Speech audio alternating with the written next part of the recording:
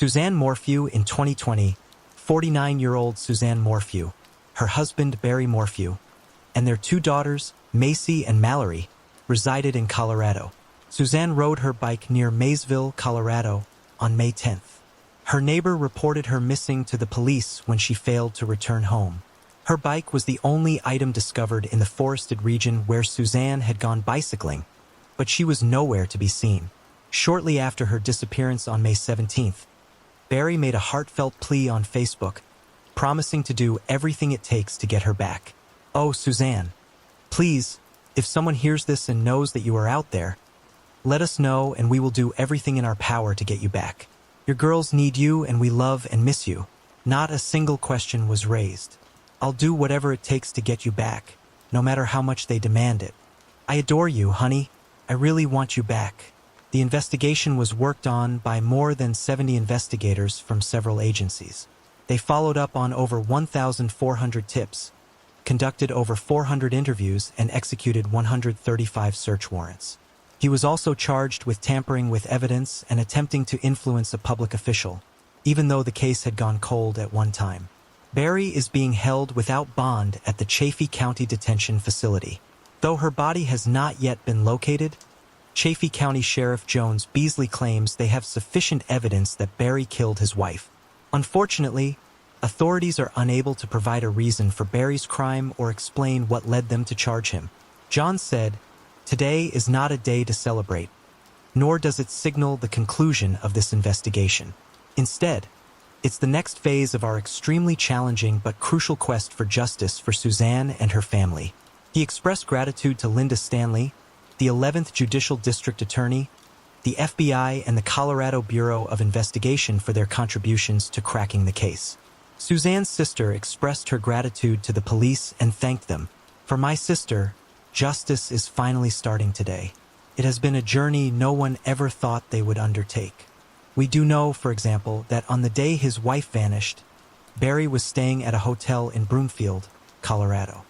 He smelled of chlorine and was drenched from damp towels when he mysteriously exited the room. Barry made nearly $1 million when he sold the house he shared with Suzanne. He purchased a 2-acre property in Salida, Colorado, a few weeks after Suzanne vanished, and he sold it in February 2021. The site was searched in November 2020 after Andrew, Suzanne's brother, paid $18,000 for the search. When cadaver dogs were employed, they were able to detect the smell of human remains. Linda Stanley, the district attorney, was also instrumental in advancing the case to its current state. She said something like this: "This day is dedicated to Suzanne, her family, and everyone who had the pleasure of getting to know, love, and care for her. These are the only information that have been made public thus far. However, it appears that the perpetrator is currently in jail." Thomas Gilbert. On January 4, 2015, New York's elite society was taken aback by 911 calls. Wall Street hedge fund manager Thomas Gilbert, 70, was shot and killed in his own home. The fact that his own son, Thomas "Tommy" Gilbert Jr., 31, killed him rather than some random invader made the case even more horrifying. Tommy's mother, Shelley, discovered her husband bleeding out from a gunshot wound to the head. That was all that remained. How could this have happened? Did the father and son have a strained relationship, or was there a deeper reason behind this? After 2 exhausting rounds of tennis at the River Club, Thomas Gilbert was unwinding at his East Side Manhattan home just 3 days after New Year's Day 2015. His 65-year-old wife, Shelley, was using her laptop to communicate with pals while he was unwinding in his bedroom and watching a football game. Around 3:15 p.m., the front doorbell went off. Shelley was shocked to see her son had dropped by unexpectedly when she answered the door. Tommy stood there with a duffel bag in his hand and a hoodie on after 5 months without speaking. It should be noted that Tommy's relationship with his father had not always been harmonious. Tommy had no desire to take over the family business despite his father's wishes. But when Shelley finally saw him that day, she was filled with joy and optimism that their long-standing disagreement may be resolved. Tommy informed his mother that he wanted to meet his father so they could discuss business, and she wishes he had been there for that alone. Tommy asked Shelley if his younger sister Bess was home as he was strolling into the apartment, but she told him she was at church. Tommy went on to say that he was hungry and asked his mother to get him a sandwich and a Coke from the supermarket. In order for him to have ample time alone with his father, he asked her to return in an hour. Shelley offered to make the sandwich alone because she wasn't sure she should leave them together. But Tommy insisted she had to leave. Shelley sensed something wasn't right with her son as she was tying her shoes for her evening out. But in the end, she made the decision to go. But soon after leaving the apartment, she couldn't get rid of the uneasy sensation. So Shelley went back to her apartment building and rode the elevator to the 8th story to make sure everything was all right rather than going to the store.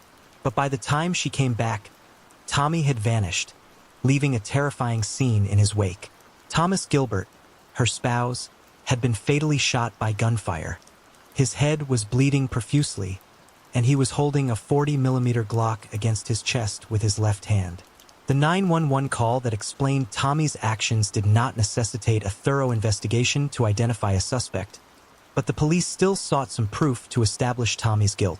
The police learned that Tommy was a Princeton graduate who had never been able to secure steady work from Shelley's claims.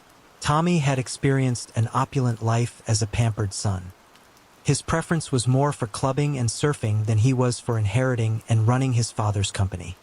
His father reduced his weekly allowance from $1,000 to $300 just hours before the murder in an effort to instill some independence in his son. This fact showed up as a potential reason why he would kill his father. Tommy had been dealing with mental health issues, and Shelley informed the police that he might not have considered the repercussions of his actions. Tommy showed symptoms of obsessive-compulsive disorder as a teenager. Doctors later believed he might have been schizophrenia, but he refused assistance, frequently ignoring family texts and phone calls. But Shelley's declaration alone was insufficient to shield her son. The New York Police Department launched a manhunt almost once and 6 hours after Tommy's death. Police were able to locate his Chelsea apartment using his cell phone. Tommy astonished them by knocking on his door and being so nonchalant about it. In addition, he informed the police that he was speaking with his lawyer on the phone when they came.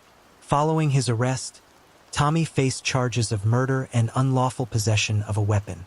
Detectives interviewed Tommy's relatives and acquaintances and learned that he was accused of setting a fire at a home owned by prominent banker Peter Smith Sr. in the Hamptons back in 2014.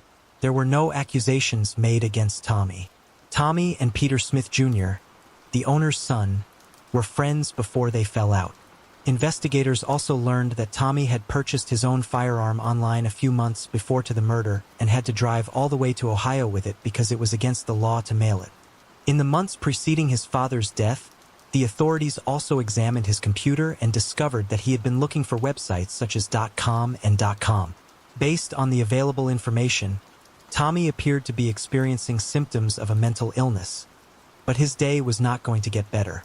A person must comprehend the charges against them, be competent to participate in their own defense, and understand how the court system operates in order to be deemed legally capable. It is possible to find someone competent to stand trial even if they suffer from a severe mental disease. And Tommy experienced precisely that. Tommy's defense team said that his mental state was deteriorating while he was being held in detention and that he was unable to stand trial. Tommy developed depression, psychosis, paranoid illness, and schizophrenia. According to the testimony of 3 doctors and a psychologist who were called to testify, the defense experts added that he harbored hostile thoughts toward his father as a result of his delusions. Nevertheless, the trial started in 2019 after the prosecution also engaged a medical expert who deemed the defendant fit to stand trial.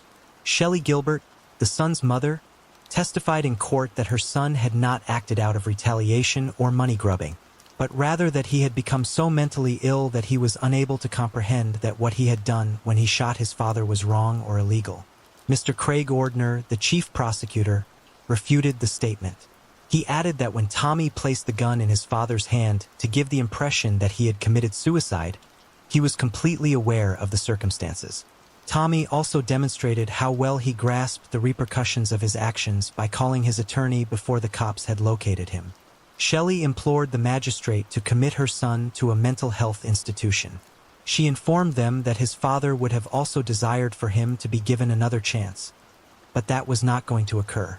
For 5 weeks, Mr. Orner painted Tommy as a resentful son who went to Ohio to purchase a pistol he saw on Facebook and allegedly planned to kill his father.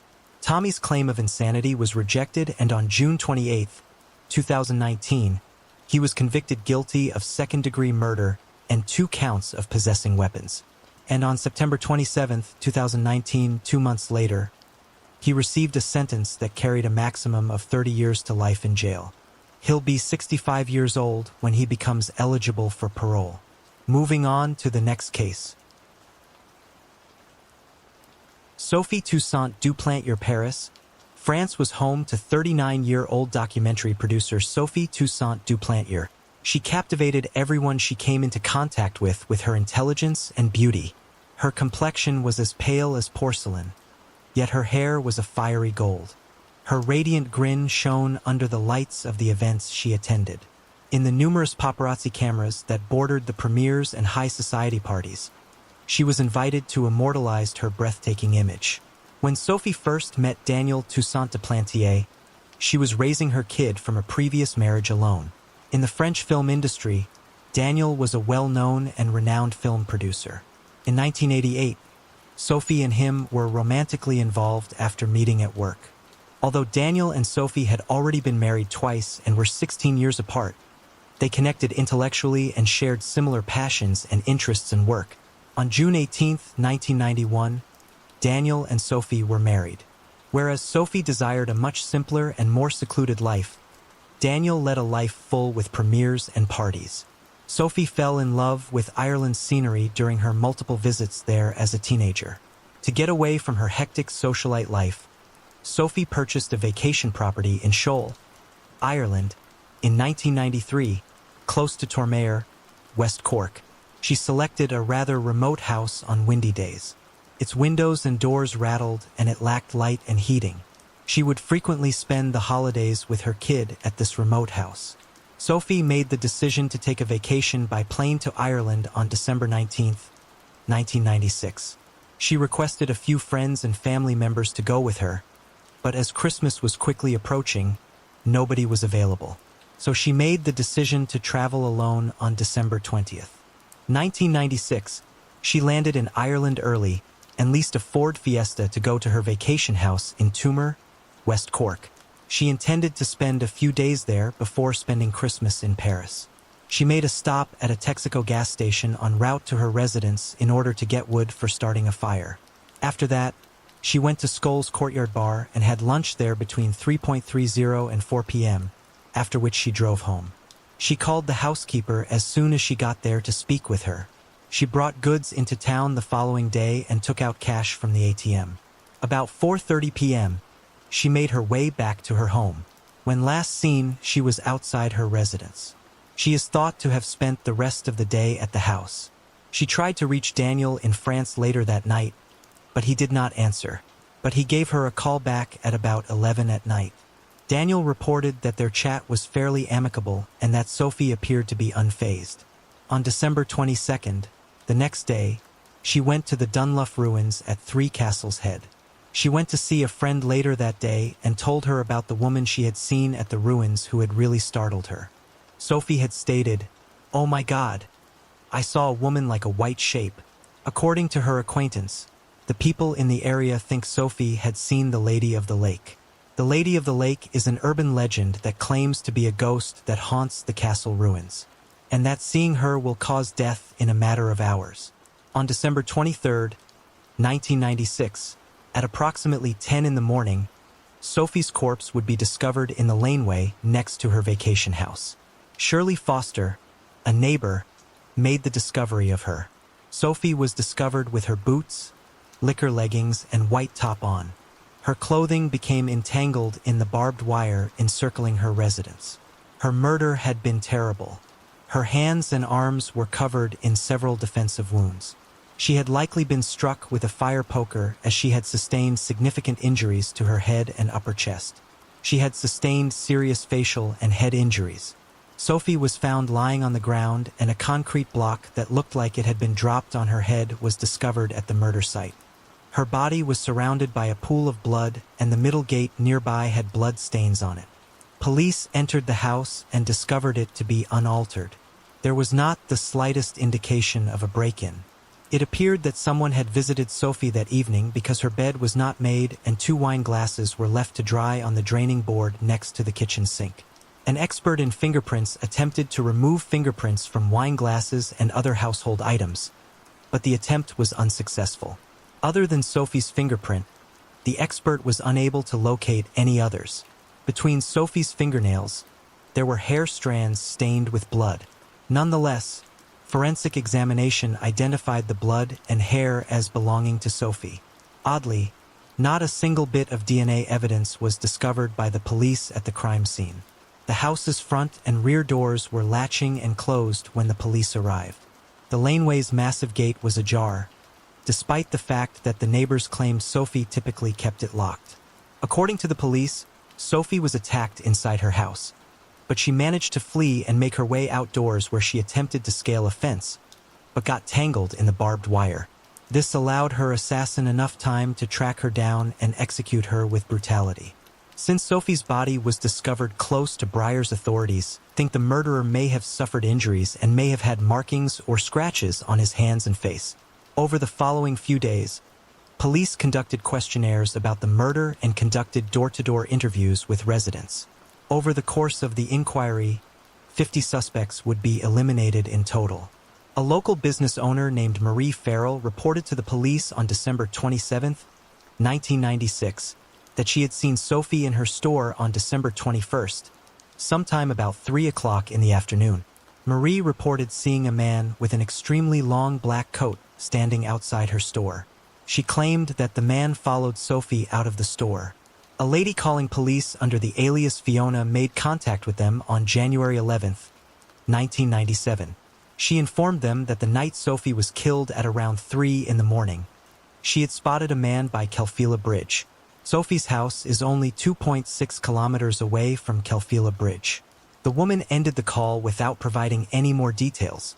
The call was traced to a public phone booth by the police.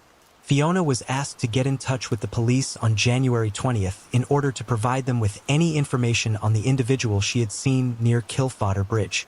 Fiona reported her sighting to the police over the phone the next day. Once more, the call was made from a pay phone.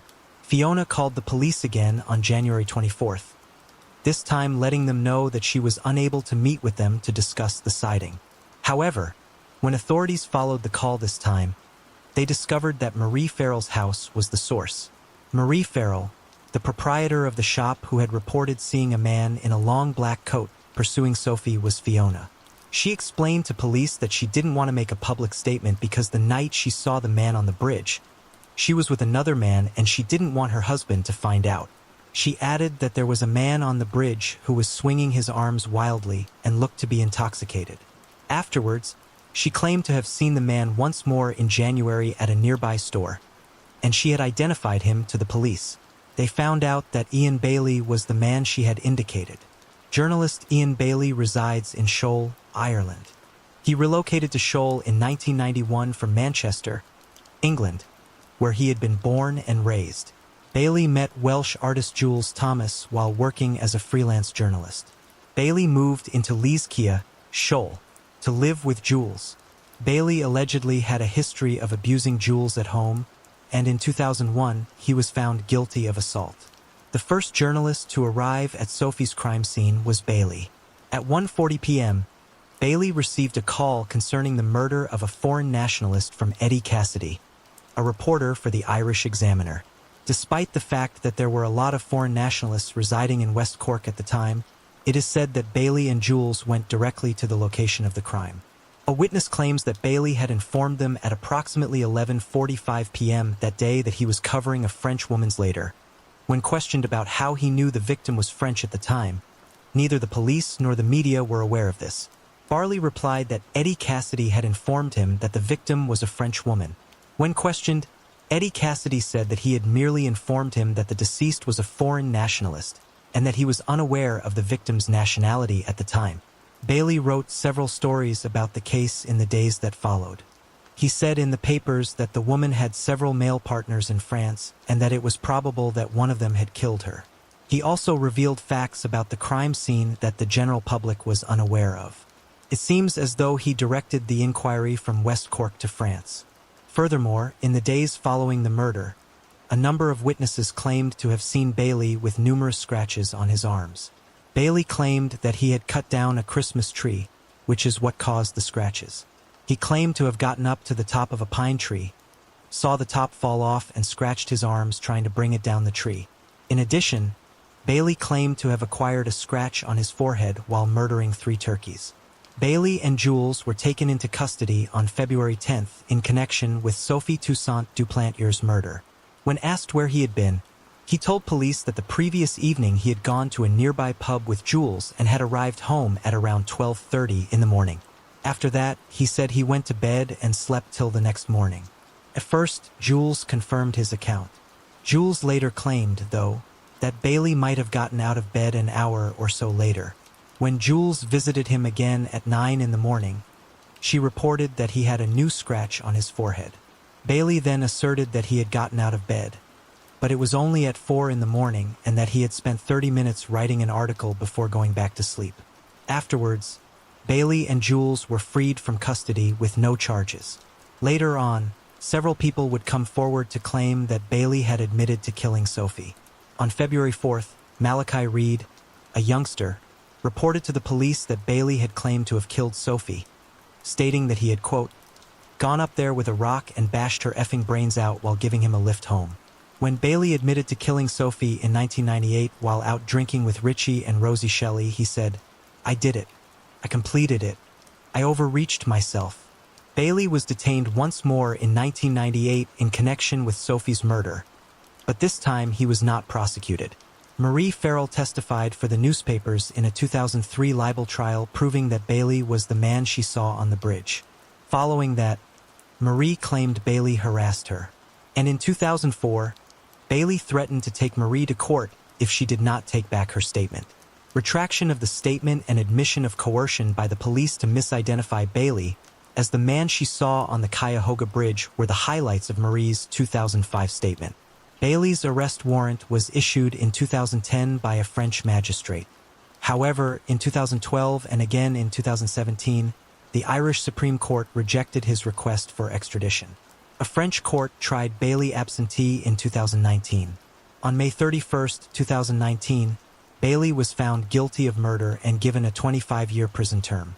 Bailey has not been charged in Ireland with Sophie's murder despite multiple arrests, because there is insufficient evidence connecting him to the crime. Bailey still maintains his innocence and resides in West Cork. The case is still open. Patricia Carnahan, the body of an unnamed woman, was discovered in a state park in 1979. The case remained unsolved for many years. It wasn't until 2023 that important breakthroughs such as improvements in forensic science and interstate cooperation gave fresh insight into the enduring enigma and led to the attacker's prosecution.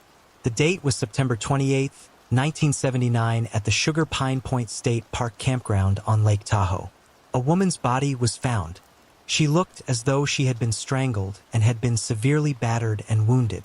She was wearing some jewelry and was probably in her early 40s. She carried a wristwatch, a necklace of a deer, and a few rings. The 3 individuals who found her dead did not contact the police right away. Rather, they made a call to a nearby newspaper and disappeared. After that, the reporter notified law enforcement. Due to outstanding arrest warrants, police discovered that the 3 guys had neglected to report their discovery. For this particular offense, they were all exonerated. Remarkably, an autopsy would show that Jane Doe was probably still alive when they found her. She was subjected to an SA kit test since it seemed like she had been abused. To gather evidence, these kits include sterile containers, combs, microscope slides, collection bags, and other items. With the aid of these kits, victims' hairs, saliva, blood, and other bodily fluids are removed in order to establish the assault and identify the culprit. It was discovered that she had taken significant hits to her body, and there were defensive wounds that showed she had retaliated. Around the picnic area on the western side of the lake, there were several indications of fighting, and the victim misplaced one of her flip-flops in her attempt to flee her attacker. The investigating cops spotted an empty beer bottle beside the body, which they mistakenly bagged despite finding very little other evidence.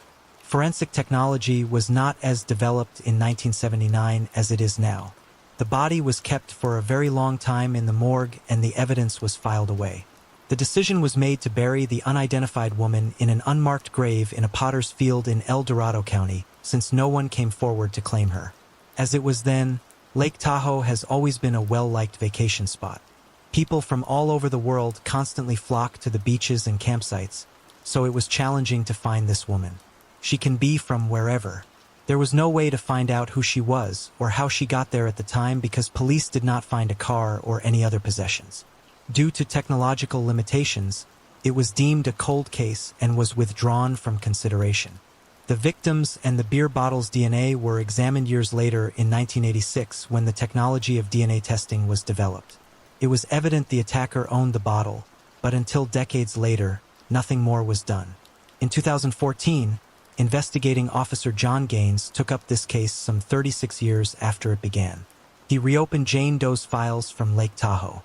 It opened cases from the 1970s, 1980s, and 1990s as part of El Dorado County's cold case unit.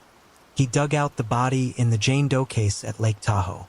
In an effort to identify her, he printed pictures of her jewelry to be distributed to the public while accompanied by a forensic anthropologist from California State University, Chico.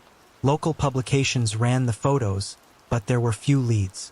Gain took attention of the necklace and discovered that the deer necklace was actually a high pendant, symbolic of the Jewish life emblem. According to him, Elvis Presley used to wear a pendant similar to this while performing. Gaines tried his luck with the local Jewish community using a high pendant as a lead. Rabbi Morty Rickler, a local rabbi in Lake Tahoe who had recently opened a Chabad center, expressed surprise when police contacted him. Since the Chabad is seen as a Jewish community center, cops are not frequently seen there. It is a sacred location of tranquility and purity. After hearing the details of the situation, Rabbi Rickler was eager to assist and inform the neighborhood. When the body was found in 1979, very few Jewish families had recently moved to the Lake Tahoe region. Over 1,000 Jews lived in the region and there were now 2 synagogues. 3 plainclothes officers with firearms and badges paid Rabbi Yossi Grossbaum a visit in September 2015. Gaines arrived in Folsom, California, hoping to make contact with the victims' living relatives. In Northern California and throughout the state, Rabbi Grossbaum disseminated the information.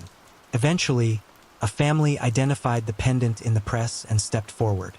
The claimed victim's daughter and the remains underwent a DNA test, and the results showed a match. Patricia Carnahan, who would have been 35 years old at the time of her death, was eventually identified as the body. Patricia, who was originally from Virginia, had left on a solitary road trip through California. She had a red Volkswagen bus under her belt. She never made it home, despite having called her family to let them know she was on her way. In October 1979, a month later, the family filed a missing persons report. Her vehicle was retrieved from a Venice, California dealership. It appeared that the car had been left unattended in the lot. Regretfully, no connection was established because she was a Virginia missing persons case. In addition, the perpetrator's DNA and Patricia's DNA profile were deposited into Cody's, the FBI's unified DNA system, but no one could match that for many more years. After that, her body was given to her family so they could bury her properly. And 26 years after her tragic death, she was placed to rest. But the offender continued to be at large. Years later, the attacker was apprehended due to a totally different series of events. The Washington State SAKIT initiative, which sought to reactivate abuse inquiry testing from the 1970s onward in an effort to apprehend the offenders, received financing from the state of Washington in 2023. One of the few police departments with full-time personnel dedicated to abuse probe test cases was the Spokane Police Department. More than 250 of the more than 1,500 kits in the SPD were matched using the combined DNA index approach. This resulted in an enormous discovery. A man in Spokane was charged in 1994 of having his way with a homeless woman. She sent the police a complaint on the occurrence, had herself tested to confirm her allegation, and designated Harold Carpenter as the person who had attacked her. He was arrested for coercing her against her will in the second degree, but the woman chose not to pursue legal action. Therefore, the case was dropped. Harold Carpenter asserted that he did not defile her and that their relationship was consensual. His word was therefore in opposition to hers. The test kit was uploaded into Cody's after being filed away. The DNA on the system matched Patricia Carnahan's body and the empty beer bottles. But the woman who had filed the complaint had long ago passed away. After more research, Carpenter was identified as being close to the incident on September 29, 1979, when he was detained for driving under the influence in Susanville, California. In addition to being charged for a second non-consensual event involving a woman in 1994, Carpenter was arrested for a number of misdemeanors between 1990 and 1993. Prior to his divorce in 1998, he was married and resided in Sandpoint. She had accused him of domestic abuse. He was charged with possession of illegal narcotics, reckless driving, multiple DUIs, and in disturbing the peace in Bonner County between 1998 and 2018. Other than one DUI in 2000, he didn't have anything on file in Washington. After being made homeless in 2016, Carpenter moved to Spokane Street. He was detained as a suspect in a different non-consensual case in Spokane County in 2018. However, the allegations were not validated. His homelessness was discussed in an article that appeared in the Inlander in 2020. You simply got through it. Simply step outside and attempt to avoid the snow, rain, or other elements. He was under suspicion for an alleged groping incident in 2022, but once more, no arrest was made. He relocated to Spokane's downtown Park Tower apartments. El Dorado County investigators now had a reason to make an arrest of him, and the Spokane Police Department assisted in Carpenter's whereabouts. The 63-year-old was apprehended on March 1, 2023, for the murder of Patricia Carnahan, and he was brought to justice as a result of the cooperation of multiple states' agencies.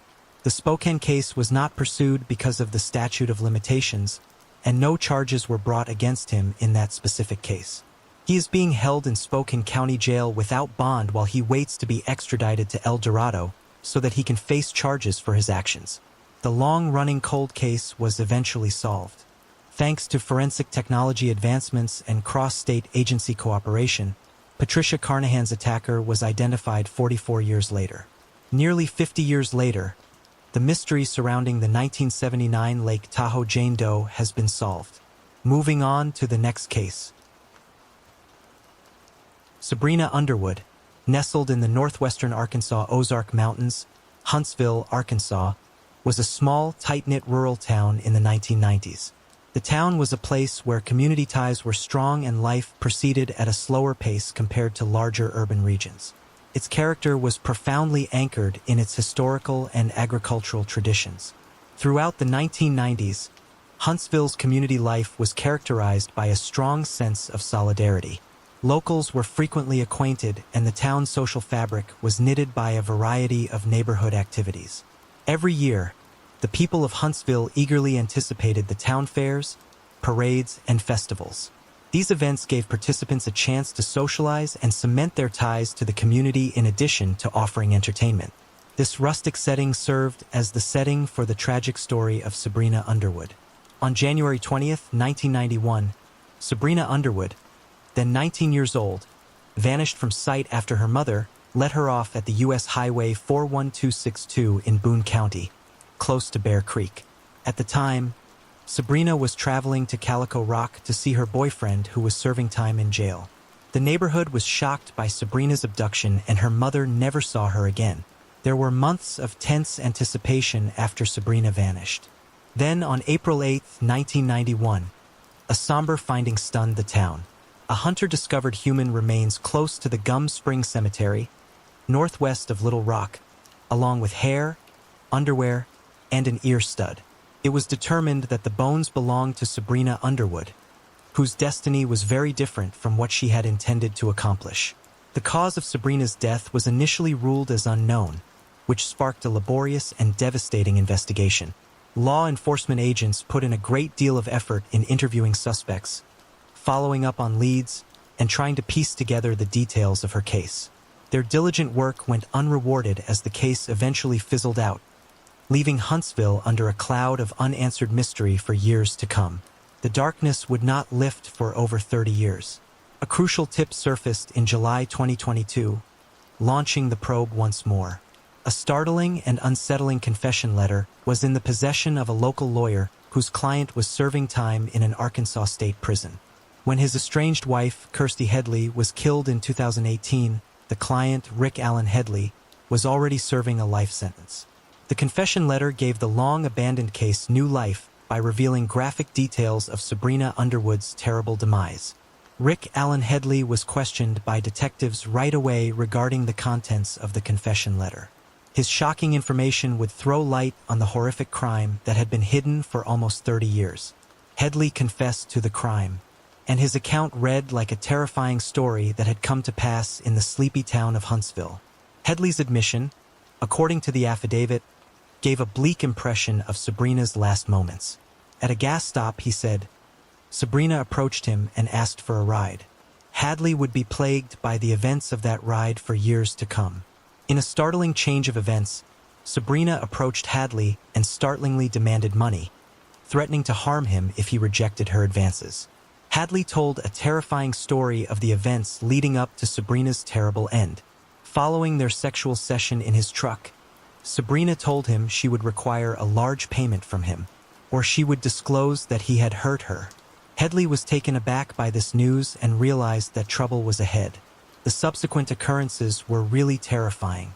Though the seriousness of the situation weighed hard on him, Headley made the decision to leave Sabrina behind and drive away. He felt that he had to prevent her from ruining his life. At this time, he attacked her outside the truck with great violence. He carried her into a little graveyard that was concealed from onlookers' gaze in a startling and gory act. The account of the actual slaughter is really frightening.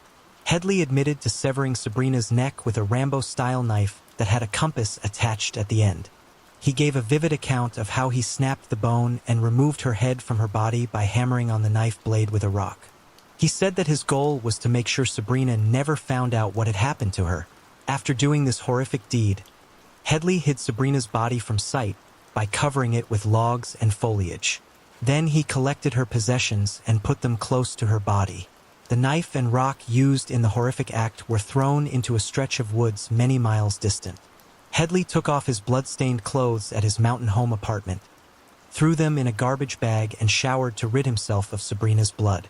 His garments were in the garbage bag that was thrown in the dumpster behind the mall. Headley then walked out of the place. In addition to sending shockwaves across Huntsville, Headley's confession gave Sabrina's family, who had suffered through decades of suffering and uncertainty, some degree of comfort and closure.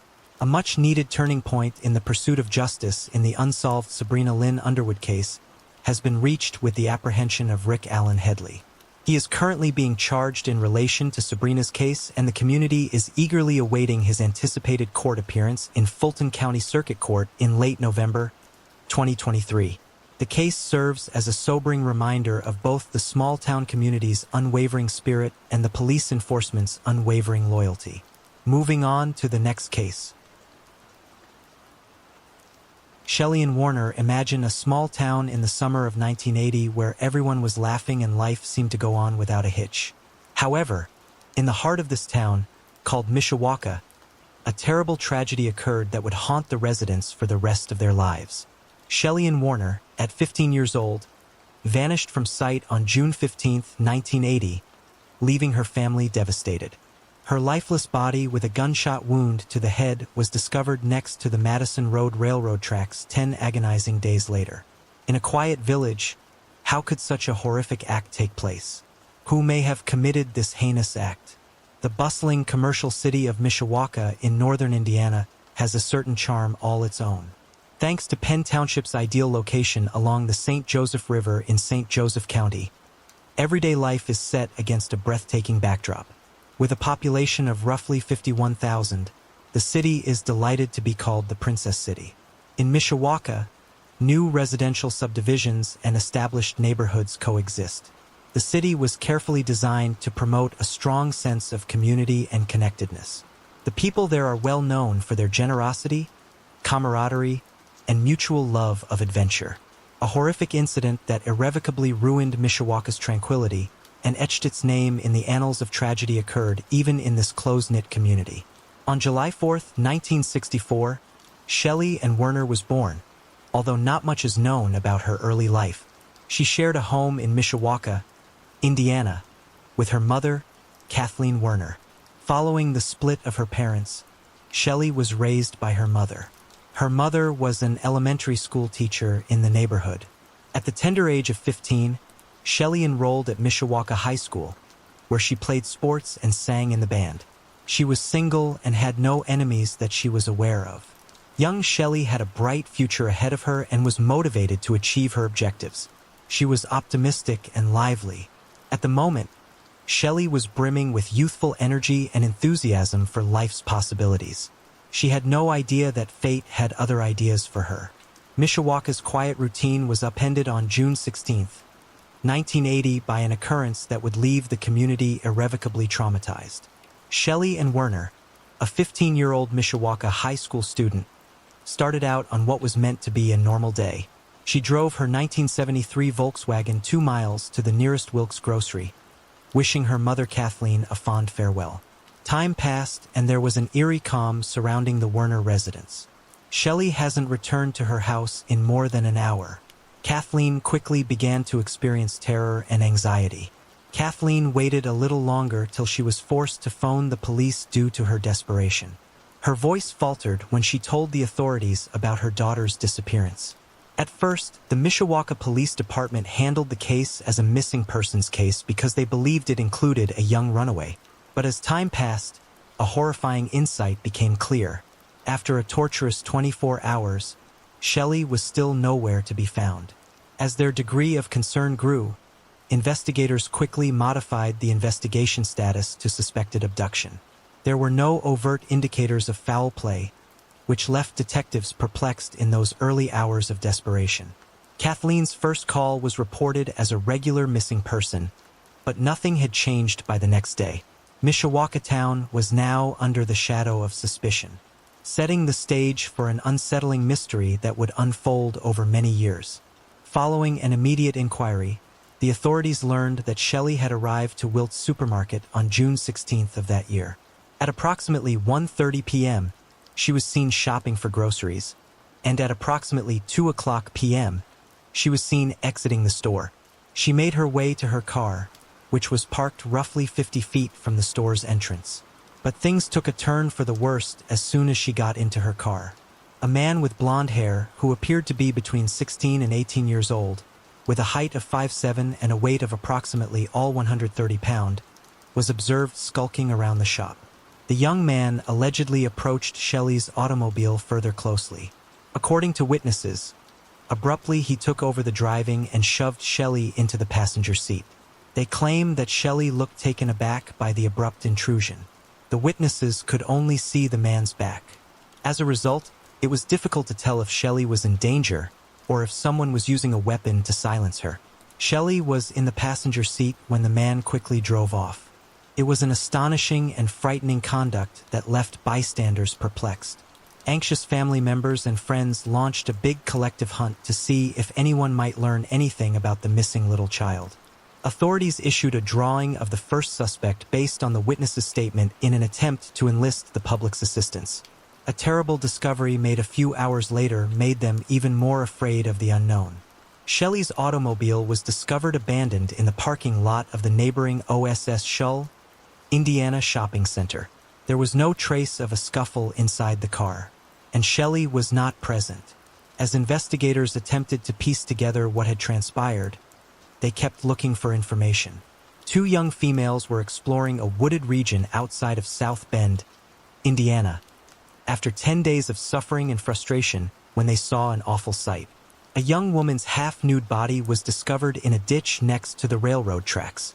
The young lady was later identified as Shelley Ann Werner by dental records. It was evident from the scene that she had died there. 2 close-range shots in her were fired with a large-caliber gun. The investigation was a crazy journey with lots of leads and no leads. Hypnosis was the final desperate measure the police took in their quest for answers. For witnesses from the grocery shop were put under hypnosis in the hopes that they might recall important details regarding Shelley's kidnapping. The first suspect was given a fresh sketch after these hypnosis sessions, which revealed that he had been dropped off at the business and looked to be hitchhiking. Prior to entering the store, Shelley was allegedly observed talking to 2 young women by the witnesses. However, no one was aware of the identities of those 2 women or their potential connection to Shelley's kidnapping. Every attempt was made by law enforcement to capture the criminal. However, they were not successful. Many men who fit the description were taken in by the police. However, none of them could be recognized in a lineup as the kidnapper because neither the man who dropped off the suspect nor the 2 young women Shelley had spoken to could be found. The authorities were frustrated and the case remained unresolved. The ledge eventually dried up, ending the inquiry. The murder of Shelley had long puzzled the investigators. Her cause of death remained a mystery, and she appeared to be an ordinary high school student. It's interesting to note that witnesses claimed Shelley seemed shocked when the man got into her car. It was impossible to rule out the idea that she knew who killed her. Shelley Werner's kidnapping and murder soon became a cold case, a long-hanging, terrible mystery that plagued Mishawaka. The investigation was taken over by the Cold Case Division of the Mishawaka Police Department following the St. In late 2021, the Joseph County Metro Homicide Unit was dissolved. Their mission was to solve the riddle that had troubled them for years. With time, Shelley Werner's unsolved murder has cast a long shadow. However, a significant witness came forward in April 2023, 43 years later, throwing new light on the horrifying case and offering a ray of hope in the shadows. At last, the witness, a woman who had been silent out of fear for her family's safety, missed her opportunity to speak up. This witness had been intimidated by the suspect. In order to solve the case, Detectives Dave Dossman, Tim Corbett, and Sam Walsh worked non-stop, according to Jim Campbell. The testimony of the witness was a paradigm-shifting discovery. She identified the 3 people in charge of killing Shelley, but the authorities withheld their identities. It was shocking to learn that Shelley knew very little about these individuals. Since they were older than she was, she most likely only knew their family. However, the authorities have not disclosed the reason for her injuries or the perpetrator. 2 of the suspects died over the years. The fact that one had died in 2001, the second had also perished in 2010, and the third had vanished into thin air had not previously been known to the detectives. The inquiry into Shelley's kidnapping and subsequent murder was reopened as a result of this new information. When investigators looked more closely into the past of the 3 individuals, they discovered a horrible history of violence. Confirming the first witness report, these men seemed to have played a direct role in the untimely death of Shelley. The witness only felt safe talking to the authorities after 2 of the accused had died. The police eventually found out. For the aim of investigating unresolved homicide cases like Shelley's, the Mishawaka Police Department established a cold case team in January 2022, consisting of former South Bend homicide detectives. This team worked very hard to locate further witnesses and gather evidence to back up the initial witness statement. However, upon closer inspection, they learned that the 3rd suspect died in 2018. The fact that 3 men were implicated in Shelley and Warner's kidnapping and murder was a significant revelation. It demonstrated the importance of a witness' bravery in coming forward almost 40 years after the horrific event. The witness was motivated by the fact that 2 of the suspects had died and the 3rd had disappeared. The fear and intimidation these suspects had used over the years to conceal crucial information added to the anguish of Shelley's family and the neighborhood. Cold case investigator Jim Campbell discussed the difficulties witnesses faced and how family intimidation had suppressed their testimony. Despite the fact that the 3 suspects' involvement was clearly shown by the investigators' testimony and evidence, there was a significant issue that was unavoidable. Since all 3 suspects had already passed away, how could the investigators carry out their investigation and provide Shelley's family with closure and justice? The St. Joseph County Prosecutor's Office reviewed the evidence and declared it conclusive, closing the case. It did not take long to realize that the dead could not face legal repercussions. Aside from their age and acquaintance with Shelley, not much information was available regarding the suspects. However, the St. Joseph County Prosecutor's Office ruling provided resolution. Though the suspects were deceased, there was optimism that the truth would come to light and Shelley's family could finally rest in peace. The witnesses' vital knowledge set off a coincidental chain of events that resulted in additional witnesses and evidence. The St. Joseph County Prosecutor's Office stated that although DNA testing was unable to produce a conclusive match, other evidence and statements were vital. Unfortunately, because of their demise, the suspects' identities remain a mystery, making it impossible to press charges. Ultimately, individuals dedicated to attaining justice had not allowed the passing of time to erode their determination. The murder of Shelley Inn. Werner had been solved because of the investigators' perseverance and the bravery of a witness who stepped forward to reveal a terrible chapter in Mishawaka's past. The verdict in the Shelley Inn. Werner case caused a spectrum of feelings in those who were directly engaged. The investigators who had toiled for years to sit with Lee in order to find the truth found some solace in the case's ending. Tim Corbett, one of the cold case investigators, remarked, "I hope she's sitting next to God. I am grateful to the police, the public, and all those who assisted with the case." Even still, there remained a persistent sense of sadness until the case's end. Family members of Shelley remained silent about the updates since they were understandably private in their loss. What are your thoughts on this case? Do you believe that justice has actually been done? Share your opinions with us in the comments section. Moving on to the next case. Henry Kendall Thor. Henry Kendall, born in 1871 in Pennsylvania. Thor was the heir apparent to a multimillion-dollar fortune and the son of railroad and coal baron William Thor Sr., even as a young child. Thor was well known for being unpredictable, exhibiting signs of sleeplessness, nonsensical speech, and tantrums. He was labeled as a troublemaker and dumb by teachers while attending different private schools. In the end, he enrolled at the University of Pittsburgh before moving to Harvard. However, he was expelled afterwards. He didn't spend much time studying in college, choosing instead to indulge in drinking binges and cockfights. Once, despite being on a $2,500 monthly allowance at a period when the average annual pay was about $500, he chased down a cab driver with a shotgun because he felt the man had defrauded him of $10. He was called a playboy and would frequently light cigarettes with $100 bills. After being expelled from Harvard, Thor was shunned by elites in New York City. He held Stanford White, a well-known architect, responsible for this, claiming that he opposed Thor's admittance into these exclusive circles. That is, until he saw model Florence Evelyn Nesbit, and his fixation with White only intensified. White and Evelyn have been friends since Evelyn was 15. And when she was about 16, he had raped her while she was asleep, loading her down with alcohol. Thor was an older, extremely affluent man who greatly pleased Evelyn's mother and headmistress. He would always come to her with presents, cash, and words of appreciation.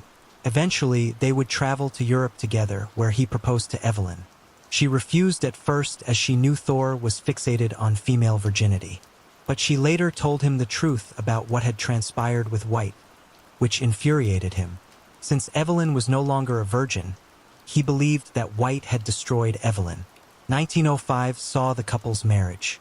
Evelyn and Thor, together with a few others, traveled to Madison Square Garden on June 25, 1906 for a show that ended at approximately 11 o'clock at night. White now emerged and sat down at one of the surrounding tables. During the show's finale, Thor, who had been furious all day, approached White and produced a gun. He shot White 3 times from 2 feet away. He didn't try to get away from the scene or take credit for the architect's death. Instead, he stood over his corpse afterwards, saying, "I did it because he ruined my wife instead." Nevertheless, other witnesses assert that he might have spoken life instead of wife. He had it coming to him, he continued. After taking advantage of the girl, he left her behind. Thor was refused bail after being accused of first-degree murder. He slept on a brass bed rather than a regular prison cot, had his meals made by his favorite restaurants while he was incarcerated awaiting trial, dressed in custom clothing rather than the prison uniform, and was permitted to drink champagne and wine. In the days after the murder, he was said to have been overjoyed, and he later claimed to have heard the voices of young girls in heaven calling out to him. This, he believed, was a sign of heavenly blessing.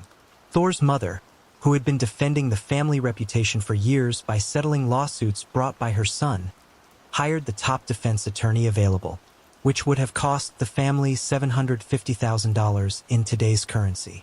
When Mrs. Thor's lawyers thought that would be the best defense, they first insisted that her son not be stigmatized by clinical lunacy.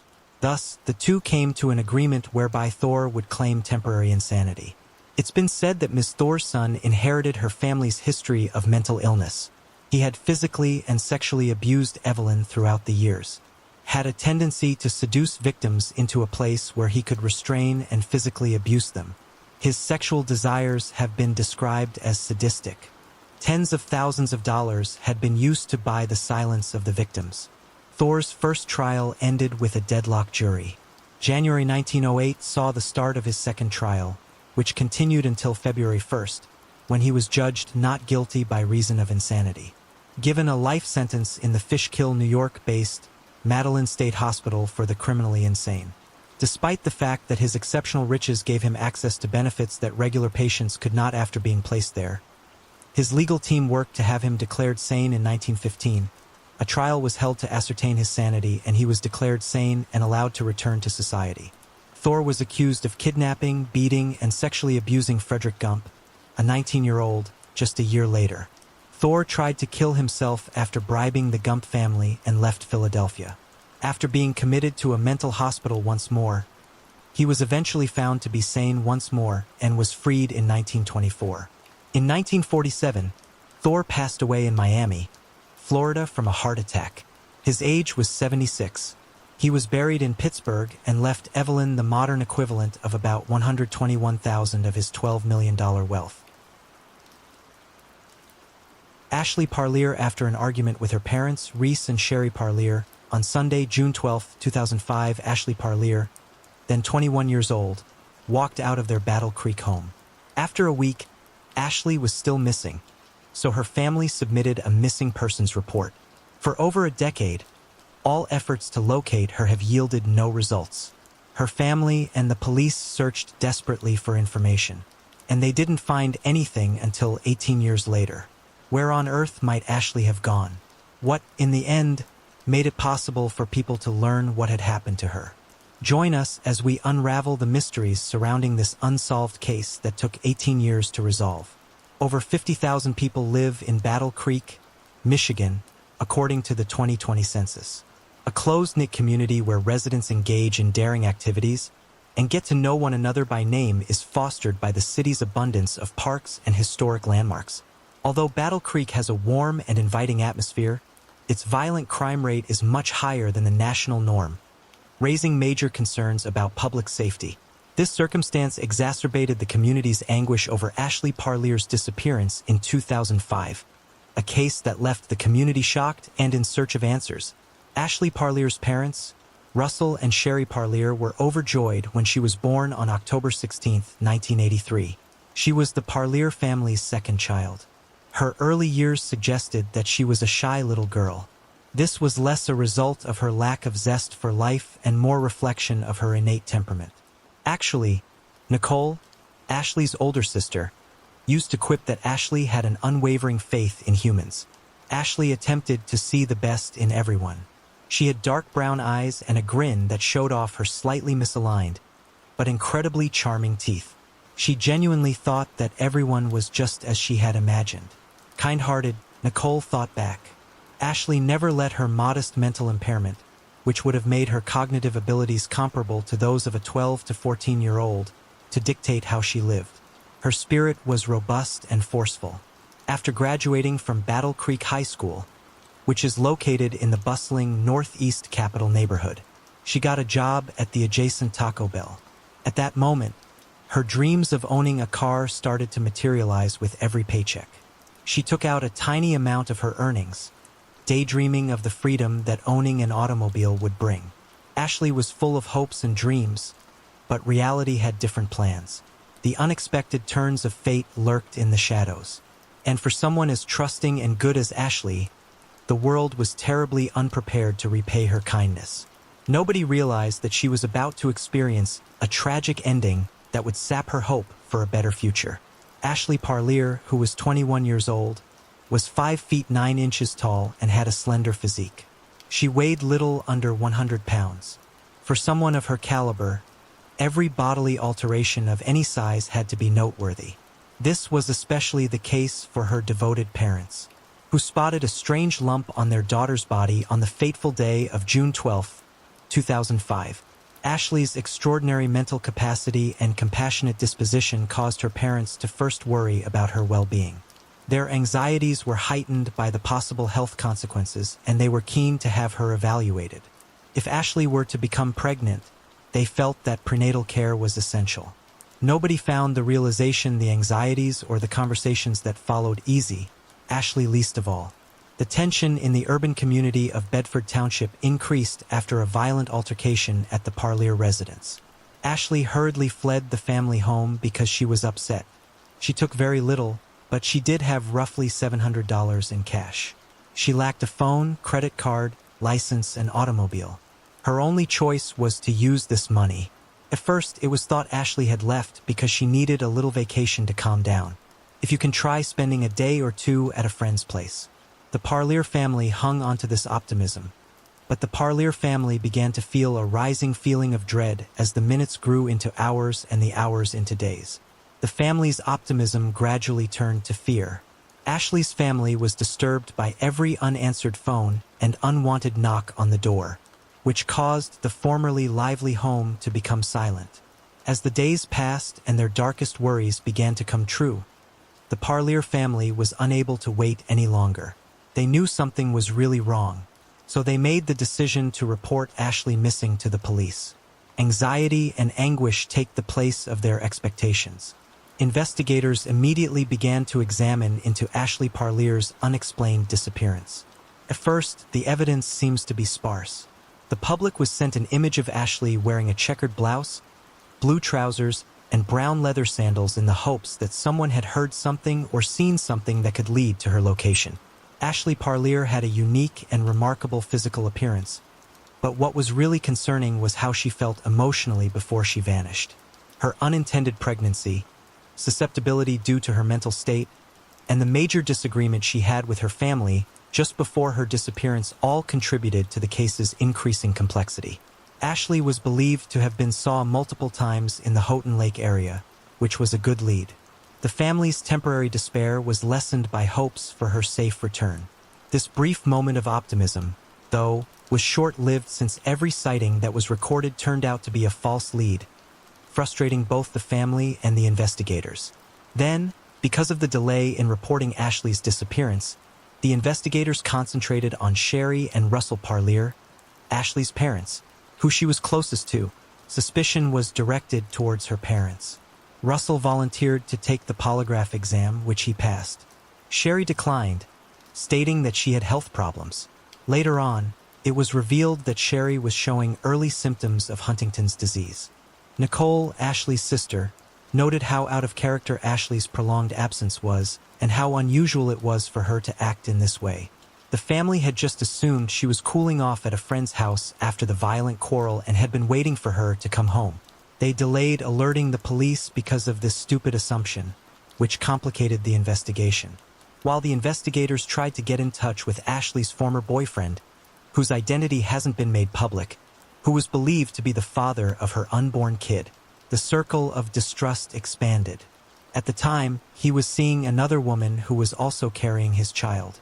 He had not been cleared, but there was no proof that he was responsible for her abrupt disappearance either. As the detectives continued their investigation, they discovered many leads.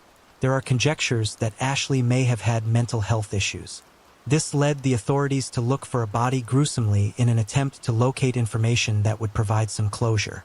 But they found nothing. Ashley was the victim of a theft, according to another notion, but this was refuted by the fact that her social security number remained the same. As each day passed, the grim reality began to set in. The detectives reluctantly concluded that Ashley might have been a murder victim. They had assumed she was dead. Every year that went by, the Battle Creek Police Department's best efforts to solve the case were less and less successful. Throughout the course of 18 years, numerous officers looked into Ashley's mysterious disappearance. They had a number of people of interest, but none of them had concrete proof against them. The case thus became cold once more. Surprisingly, in 2020, there were rumors that Ashley might have been murdered somewhere other than Battle Creek City, which led to the case being turned over to the Sheriff's Department. Up until 2021, when an unexpected development reignited the case's hopes of being solved, the mystery seemed to be at a halt, but the hope dimmed with the passing of the years. The trail of leads had become stale, and the once hot case quickly turned into a frozen mystery. Despite the detectives' best efforts, the leads had all but vanished, leaving them in a condition of frigid ambiguity. Again, the inquiry into Ashley Parleur's disappearance had turned up no new clues, no solid evidence, and a ton of unsolved problems. Occasionally, an unexpected burst of information might revive hopes for cracking a long-running mystery inside the intricate network of cold cases. In the Ashley Parleur case, that chance emerged from an unforeseen quarter. Officers were taken aback when they received a call from Calhoun County Law Enforcement in Pennsylvania. In January 2021, it happened that Pennsylvania detectives were questioning Harold David Hallman III, who was 44 years old. Harold was being investigated as a possible serial killer, not just any suspect.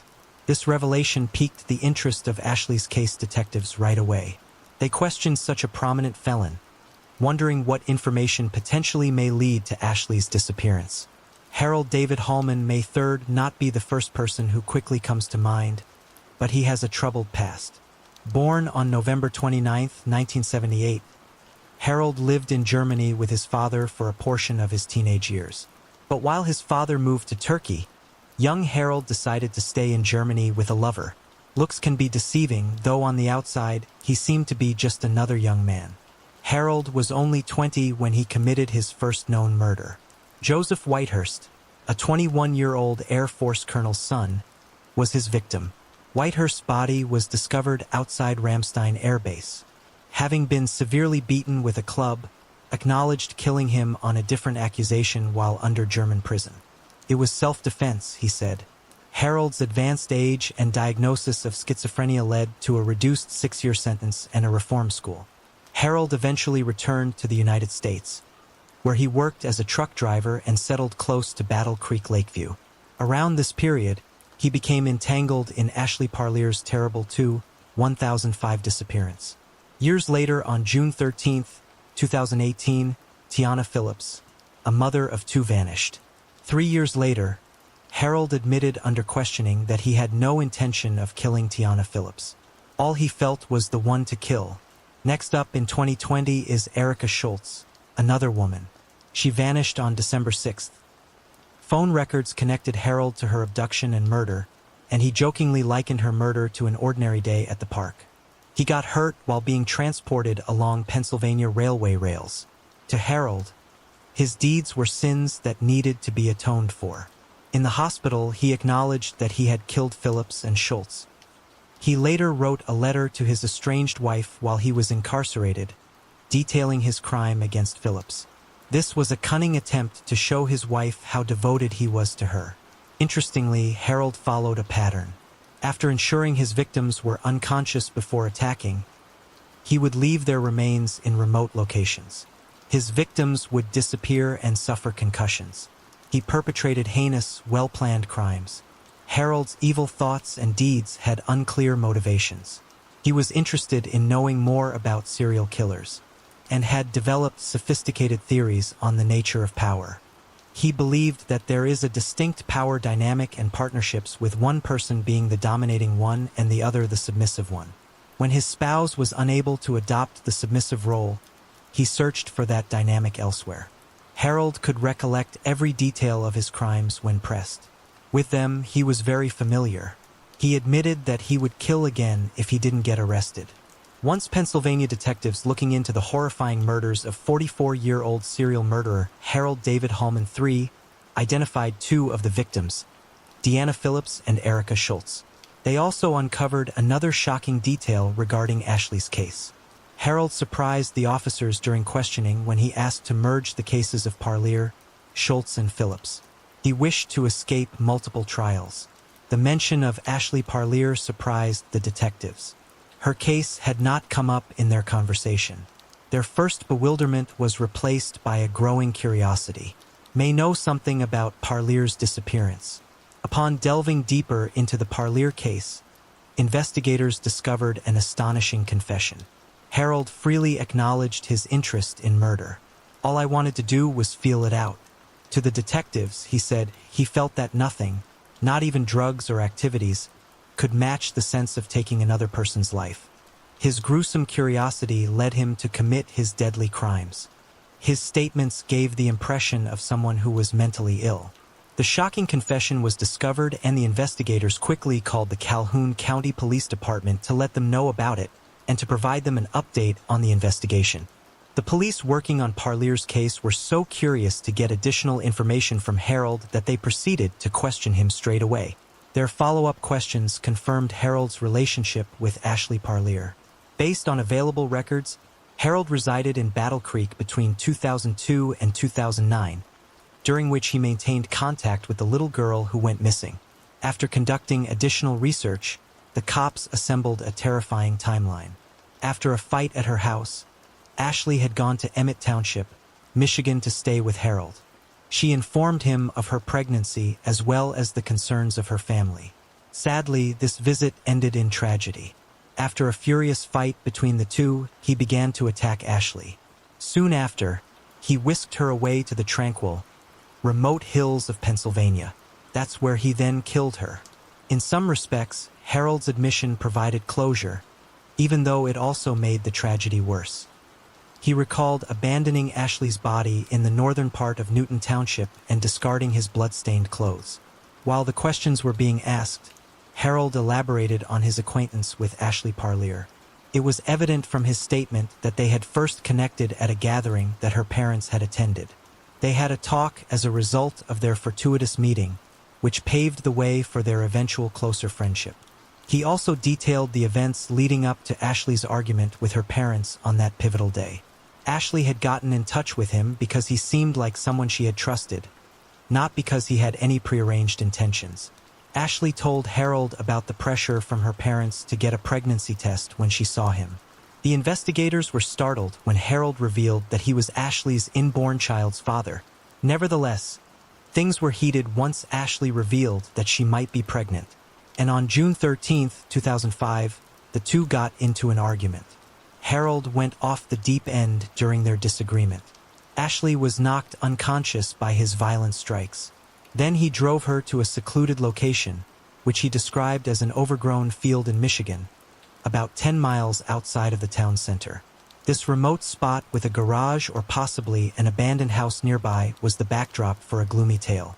Harold remembered the peaceful surroundings and Ashley's still corpse in the back of the automobile, creating an eerie feeling.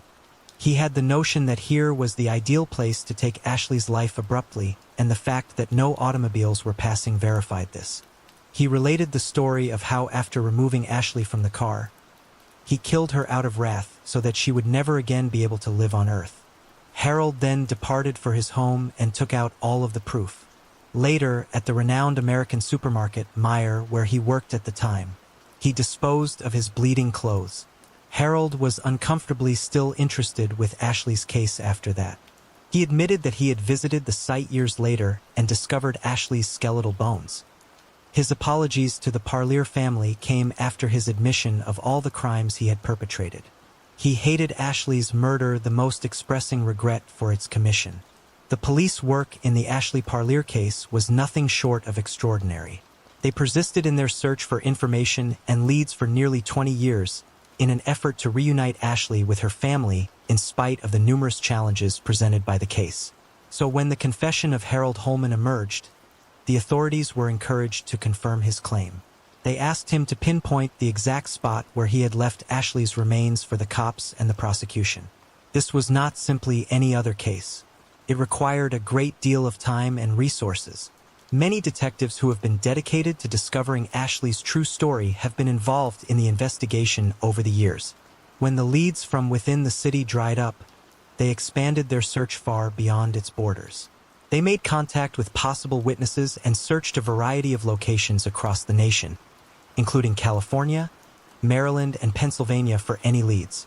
The formidable investigating team included Detective Sergeant Chris Suarez of the Michigan State Police, Detective Dave Haminga, and Detective John Pignataro of the Calhoun County Sheriff's Department. With perseverance and teamwork, they finally reached a wooded location 1.5 miles down a 6.5-mile road in Newton Township, south of Battle Creek. There was a lot of searching going on March 30th, 2022 for hours. Over 24 police officers combed the neighborhood in an attempt to locate Ashley. However, they were not successful. Another layer of intricacy was that according to locals, Ashley's absence had left the environment substantially altered. Over the years, other owners had purchased and split up what had previously been farmland. Even with the search narrowed down and Harold's admission filled with hope, a major roadblock appeared. After all these years, Harold could barely recall the exact place he left Ashley. The landscape had changed over the years due to development, and he had trouble finding the spot. Even if there are no remains to be found, the search for Ashley goes on. In the hopes that the day will arrive, the police are totally dedicated to cracking this terrible case. Harold Holman's trial in relation to Parlier's case proceeded pretty smoothly given the scope of such investigations. It's important to keep in mind that by the time Harold went on trial, he had already been convicted guilty of the deaths of 2 other women. This appalling record hindered the proceedings. Despite his past crimes, Harold's genuine fear of the death penalty was unexpected to hear. He had been held at the Luzerne County Jail prior to the trial. In February 2023, he made a prudent legal decision by entering a guilty plea to Ashley Parlier's second-degree murder. He accepted the plea as a condition of an agreement with the Luzerne County District Attorney's Office. He had given his permission to assist the Calhoun County authorities in locating Ashley's body. Agreed to assist in the search for Ashley's remains by the Calhoun County authorities, he would be released from the immediate threat of the death penalty in return. During the trial, the prosecution and defense each made their cases.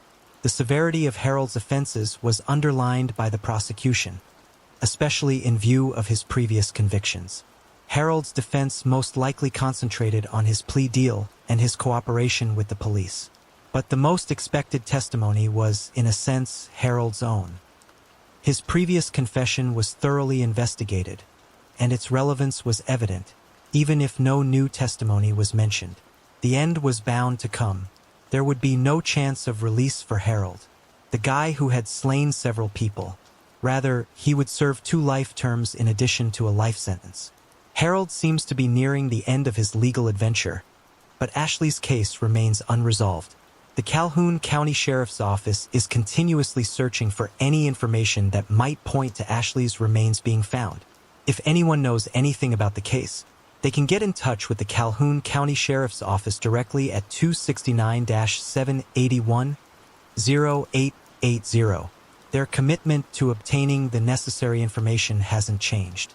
The case affected Ashley Parlier's family for nearly 20 years. Her parents, Sherry and Russell, sadly died in 2020, leaving them to never know what had happened to their daughter. Ashley's sister Nicole was becoming more and more ill.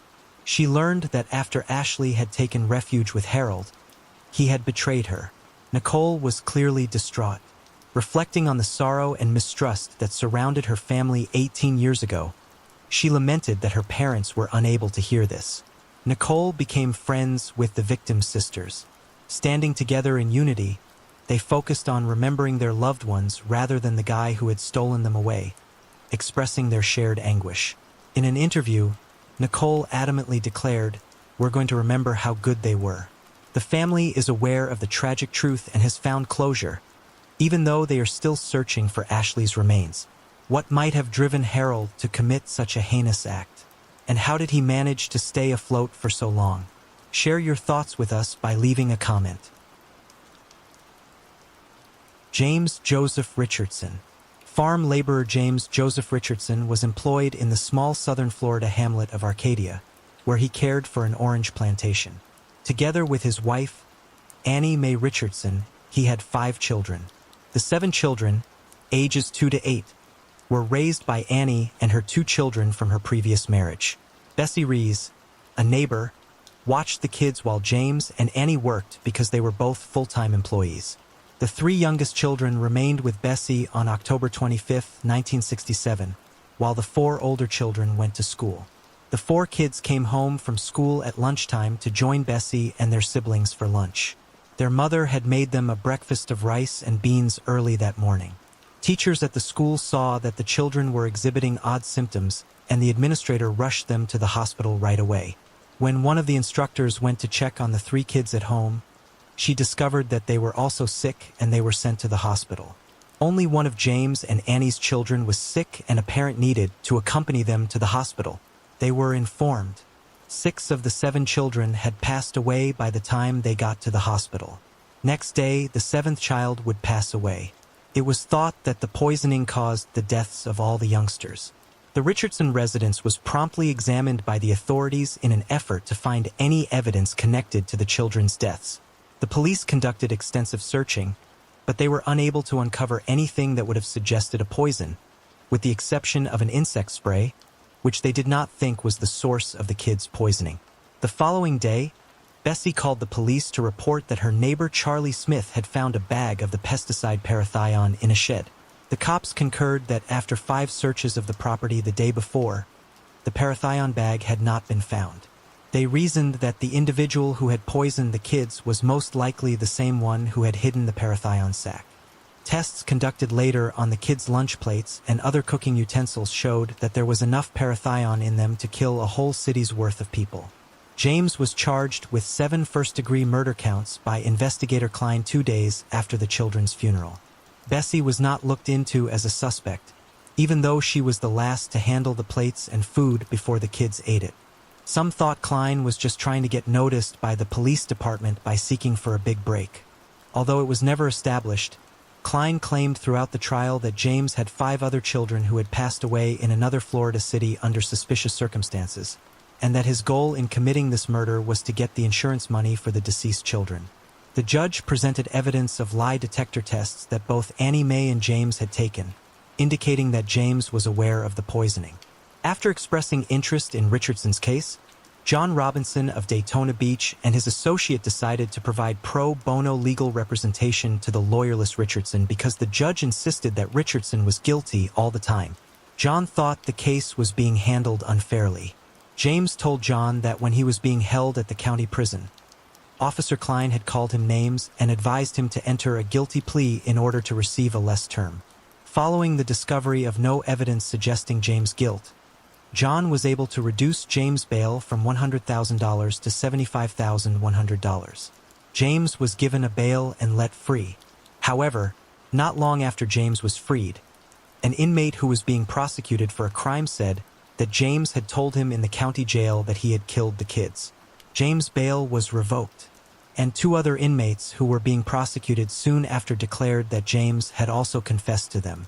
John tried to get the trial moved to a different, more equitable county, but James was detained once more and his trial was shifted to a different county. 2 of the jailhouse informants testified throughout the trial regarding what James reportedly told them. Because of their testimony, the sentences of the 2 informants were shortened. The jury was read the statement of the 3rd informant, who had been shot dead before the trial. After less than 2 hours of deliberation on May 31, 1968, James was found guilty and given a death sentence in Florida's electric chair. Before the U.S. Supreme Court declared in 1972 that the capital penalty in the U.S. at the time was unconstitutional, James spent over 5 years on death row. In 1993, he was sentenced to life in jail with the possibility of release. James's solicitors were successful in getting him a fresh trial in 1988. Bessie Rees allegedly confessed to the murders 100 times while residing in an assisted living facility. But because of her mental health issues, no one ever took her seriously. According to the attorneys, Bessie Rees was discovered to be a convicted killer as well. At the time of the children's killings, She was on parole and had reportedly used poison to kill her ex-husband. There was proof of a cover-up by the local judge, State Attorney Frank Schwab and Sheriff Frank Klein, which they all denied. In addition, the lone surviving jailhouse informant changed his narrative, claiming he was given a reduced term in exchange for his testimony. James was released from prison on April 25, 1989, after a judge overturned his conviction on the grounds that the evidence had been withheld, preventing him from providing a fair trial. Bessie passed away from Alzheimer's in 1992 without facing any legal repercussions for the incident. James later sued DeSoto County for false convictions, and the case was settled for $150,000. Governor Rick Scott of Florida enacted a bill in June 2014, allowing James to receive compensation for his unjust conviction of more than $1 million. Moving on to the next case. Erica Green. Police were looking for an elderly man who had been reported missing by his buddy on the evening of April 28, 2001 in the woodland area of Hibbs Park, 59th Street near Kensington Avenue, Kansas City, Missouri. However, they were unable to locate the man and instead came upon the horrifying discovery of a toddler's headless body in the woods. A plastic bag containing the missing child's hat was discovered on May 1, 2001, approximately 200 yards away from the location of her severed head. Nobody had filed a missing child report, and the youngster's head had become unrecognizable. Precious Doe was the name the police gave her because they didn't know who she was. There are still a lot of uncertainties about this revelation. Who was this young person? Why had her death been handled so gruesomely? So let's go right into this mystery without further ado. Kansas City, Missouri, is renowned for its expansive grasslands, undulating hills, and breathtaking scenery. Numerous cultural attractions, such as museums and art galleries, are abundant in Kansas, with more than 20 official wildflower trails spread over the state's rural and urban areas. It is aptly known as the Sunflower State. One of the cities in America with a high crime rate is Kansas City, which has a population of over 500,000, and a high violent crime rate of 57 per 1,000 persons. And this city is where our narrative starts. In order to pick up Erica for a family gathering, Michelle and Harold returned to Betty's residence on April 4, 2001. Easter was quickly approaching, so Betty prepared Erica to spend the holiday with her and was hesitant to let go of the little girl because of how much she loved her. But since Michelle was the biological mother, Betty was at a loss for options. Betty packed up Erica's belongings, which included her new outfits that she bought for Easter and her favorite doll. Unaware that it would be her last encounter with Erica, she said goodbye to her. It is likely that Harold and Michelle decided to bring the youngest of their children to Kansas City, Missouri, because Harold had children of his own before they met. Harold abducted Markeisha Johnson, his 6-month-old child. For various circumstances, they did not move to Kansas City with all of their kids. First, LaWanda Driscoll, Harold's cousin, owned the flat in Kansas. Second, Michelle had already moved her other 4 children to another location. After a few weeks, Harold's cousin LaWanda Driscoll realized that Erica had vanished from her life. Inquiring about Erica's whereabouts, Michelle informed LaWanda that Betty Brown had traveled from Oklahoma to pick Erica up. An unidentified individual called the police on the evening of April 28, 2001, claiming to have been attempting to contact his friend for some time, but not being able to. He requested assistance from the police and doing a welfare check on his friend, which the officers provided. However, after failing to locate the man at his home, they were forced to search the forested area close to Hibbs Park, located at 59th Street and Kensington Avenue in Kansas City, Missouri. The police received a call informing them that the individual they were seeking for had been located after some time of searching. But just as they were ready to depart, they came upon a horrifying scene. It was a toddler's severed body. The body was found naked. Therefore, the authorities quickly concluded that it belonged to a female toddler. The discovery was viewed suspiciously by the police right away. They questioned why the body of a toddler would be found in the woods, and why no one had gone missing in the vicinity of the youngster of that age. The investigators encountered an impasse. There was absolutely no way the investigation could proceed without the head of the body. They were only able to ascertain the child's age and gender. They discovered that the dead body belonged to a black girl who was probably between 3 and 6 years old, and that she had suffered abuse prior to her murder, about 200 yards from where the child's body was recovered. On May 1, 2001, 3 days after it was discovered, a volunteer searcher discovered the child's head wrapped in a plastic bag. An ashtray that the police thought to be the murder weapon was found next to the body. However, the head was so badly decayed that the authorities were unable to identify the owner of the body even after it was discovered. The victim's age and the brutality of the murder quickly brought the case to the attention of the country. The investigators kept looking, hoping that the child's parent or guardian would show up to claim her body, but they got no response. The victim was given the nickname Precious Doe when it was determined who they were. Before long, a large number of people offered their time to help publicize Precious Doe by distributing leaflets, asking inquiries at door, and using radio, television, and newspapers to uncover further information about the victim's identity. The case was frequently highlighted on cold case files and America's Most Wanted lists in an attempt to identify the young child. However, despite everything, no one claimed the infant and no witnesses came forward.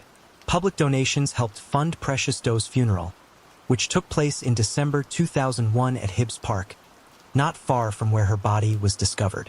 There were hundreds of individuals present and the locals turned out in large numbers. But despite all the attention the case received, nobody knew for sure who Precious Doe was. To do an autopsy, the police dug up Precious Doe's remains in 2002, and the outcome demonstrates that, before to her murder, she had been severely beaten with an ashtray and mistreated. Nothing was discovered in the ashtray when police examined it for fingerprints and DNA. Researchers examined Precious Doe's skull in July 2003, and also constructed a bust depicting her possible appearance. The case was so well known that the authorities were inundated with tips, some from close friends and family and others from a great distance. The police were called about the case by Jamaica at one point, but they discovered it had nothing to do with Precious Doe's identification. Soon, the public lost hope as the police were preoccupied with other cases. However, Alonzo Washington, a strong advocate for Precious Doe's case, never gave up on finding the truth. Every year, Alonzo placed advertisements regarding the case in a local newspaper. Because the victim was a Black American, Alonzo had the idea to publish the advertisement in an African American newspaper during Precious Doe's 4th-year commemoration in April 2005. He also designed T-shirts featuring a bust image of Precious Doe, and that turned into the pivotal moment the case required. A man calling Alonzo on April 30th, 2005 said his name was Thurman McIntosh. This man turned out to be Harold Johnson's father. Alonzo, assuming he was an expert on the Precious Doe case, paid attention to Thurman's 81-year-old statement asserting that Erica Green was Precious Doe. In addition, he stated that Erica Green was slain by his son, Harold Johnson. Thurman was asked by Alonzo why he hadn't revealed the information since 2001, and had only done it in 2005. Thurman said that every time he called the police to provide information about the case, they fired him. Then Thurman was pushed by Alonzo to obtain him a photo of Erica and a lock of Michelle's hair. As soon as Thurman sent Alonzo a hair sample, he forwarded it to Detective David Bernard, who was in charge of the case involving the prize doe. Thurman was hauled in to be questioned on May 4, 2005. There, he explained to the investigators his conviction that his son was the one who had done it. After Erica vanished from Thurman's sight, he asked Harold and Michelle where she was, to which they both replied that she was in Oklahoma with Betty.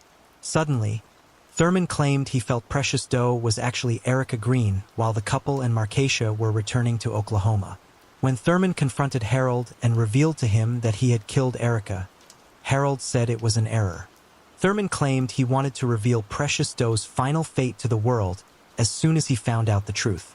Thurman sent over a photo of one of Erica's cousins, but the hair exactly matched Precious Doe's. Precious Doe was finally able to be identified by the police as Erica Green. On May 15, 1997, Erica Green was born in McLeod, Oklahoma, in the United States.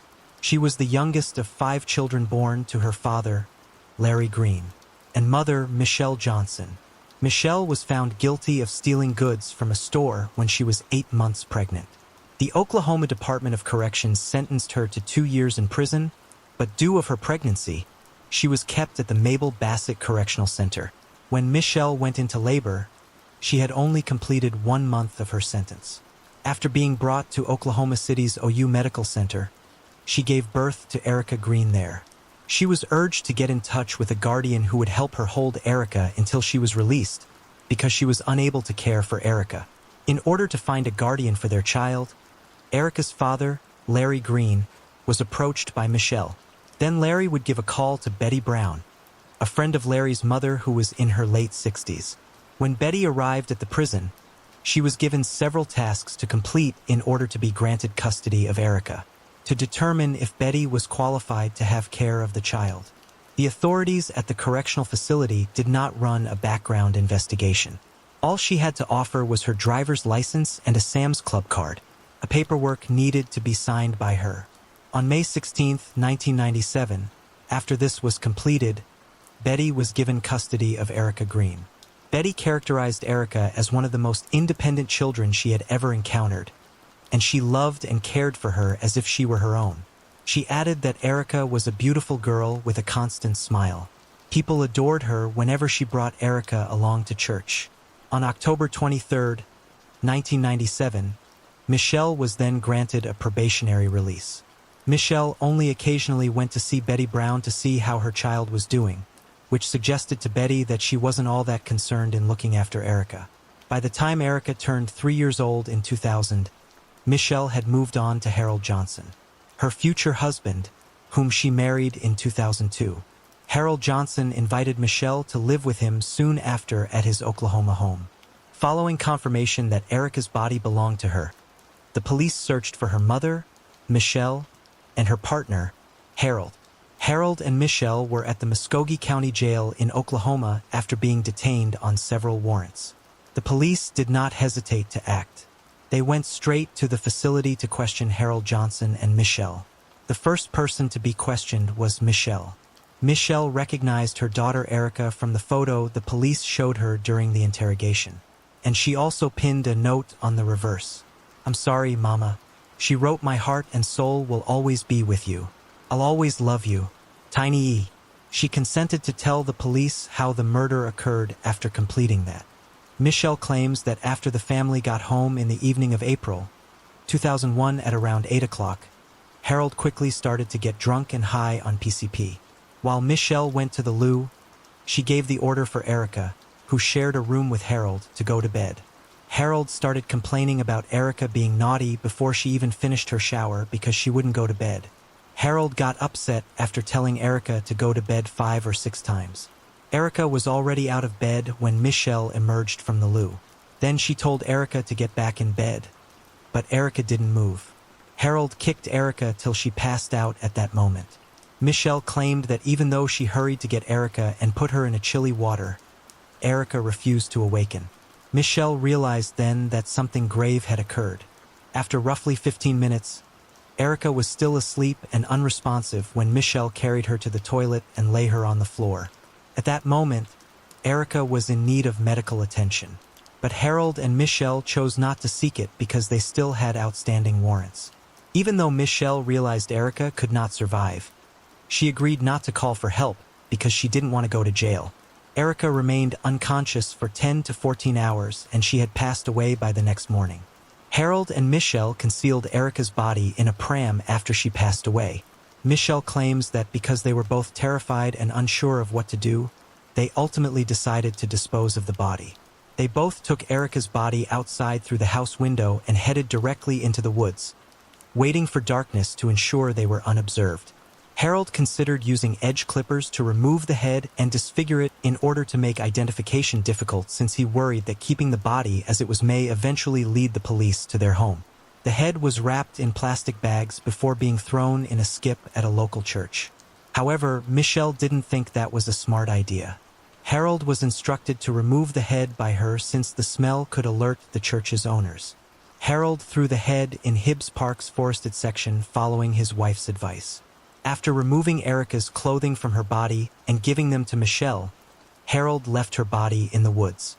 The two of them went back to their house and entered the room by the same exit. LaWanda Driscoll would soon discover Erica was missing, even if no one witnessed what they did. Michelle lied to Mom when she was asked where she was, saying she was lying in the room because she was sick. Michelle wanted the cops to take her to meet Harold after giving her version of events. She encouraged Harold to confess to his crimes, telling him that she had already done so. Michelle was first outraged with Harold and pleaded with her to retract her testimony, but she had already made up her mind to testify against him in court. Harold afterwards consented to give an oral testimony in which he detailed the manner in which he killed Erica and took her head. He took a picture of Erica while he was being questioned, and he placed a statement underneath it saying, "I'm so sorry that this happened, and I hope that you forgive me for what I have done, and my heart and soul will always love you. Harold Johnson, I shall always miss you." Numerous individuals who exerted great effort to secure justice for Erica found comfort in the charging of the offenders in this case. The public made the decision to bury Erica properly under her true name on August 2005. Unfortunately, Erica's father, Larry Green, was incarcerated at the time. Alvin Brooks, a councilman for Kansas City, said that he and others attempted, but were unable, to obtain authorization from Larry Green to attend the funeral of his daughter. Despite the fact that Erica's family was not present at her funeral, she will always be joyful since so many people worked to secure justice for her. LaWanda Driscoll shared her story of her knowledge of the situation as well. She claimed that Harold had been abusing Erica in the days leading up to her death. LaWanda claimed that Erica's scream from the bedroom was the last thing she heard from her. LaWanda claimed that because Erica was not accustomed to living with her mother and stepfather, she wept a lot, and that this caused Harold to hit her even more. Harold would be Erica for everything, no matter how insignificant, she added. LaWanda reported that she overheard Harold saying, "Michelle, I'm going to do something bad, so go take care of your daughter." She now feels the big bang coming from the bedroom a week or so later was the kick that knocked Erica out. Michelle assisted with handing out posters and even shed tears during the girls' vigil. According to LaWanda, when everyone was searching for Precious Doe's identification, LaWanda claims that Michelle was always willing to respond to inquiries about Erica. Harold and Michelle were accused of killing Erica Green on May 5, 2005, putting a child's well-being in peril, leaving a corpse unattended and tampering with tangible evidence. Michelle was not put on trial until 2007, at which point she entered a guilty plea to second-degree murder and other associated offenses, receiving a 25-year jail sentence. Harold began saying things that would implicate Michelle as soon as he learned that she would be testifying against him. He said that Michelle had never really given Erica any thought. He claimed that on occasion, Michelle would leave Erica alone to go do drugs. But the investigators are already aware of everything he claimed. Harold remained untried until 2008. First-degree murder would not have been the cause of Erica's death, even if her autopsy revealed that she had a closed head injury, a condition that happens when the head strikes an object. However, the neurologist stated in court that if Erica had gotten care in the final hours of her life, she might have lived.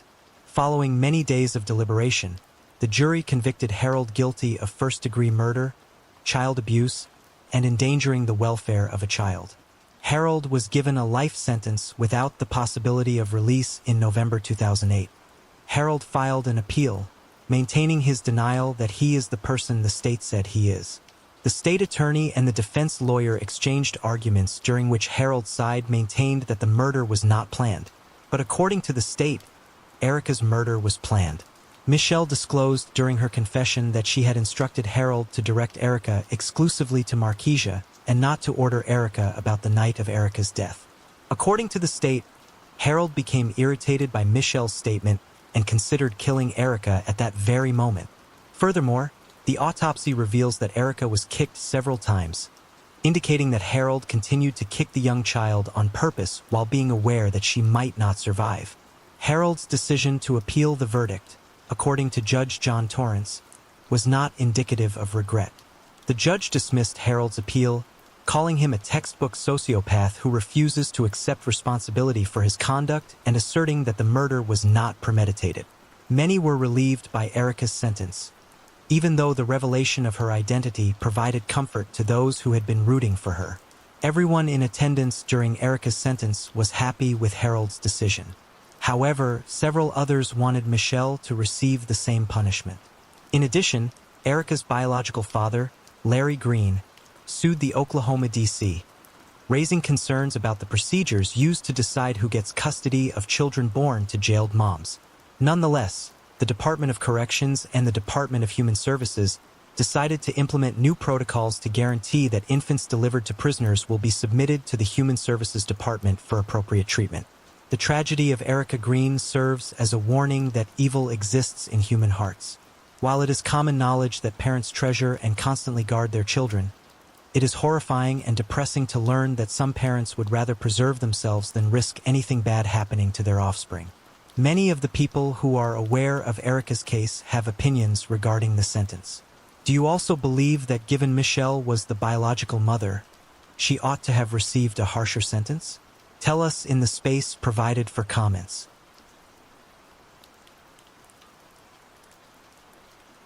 Felicia McGuire on October 7, 2007, 32-year-old Felicia McGuire disappeared, leaving her friends and family in shock. The last place witnesses saw her alive was in the Dorchester neighborhood of Boston. The police conducted extensive investigations and large-scale searches. She was never found, though.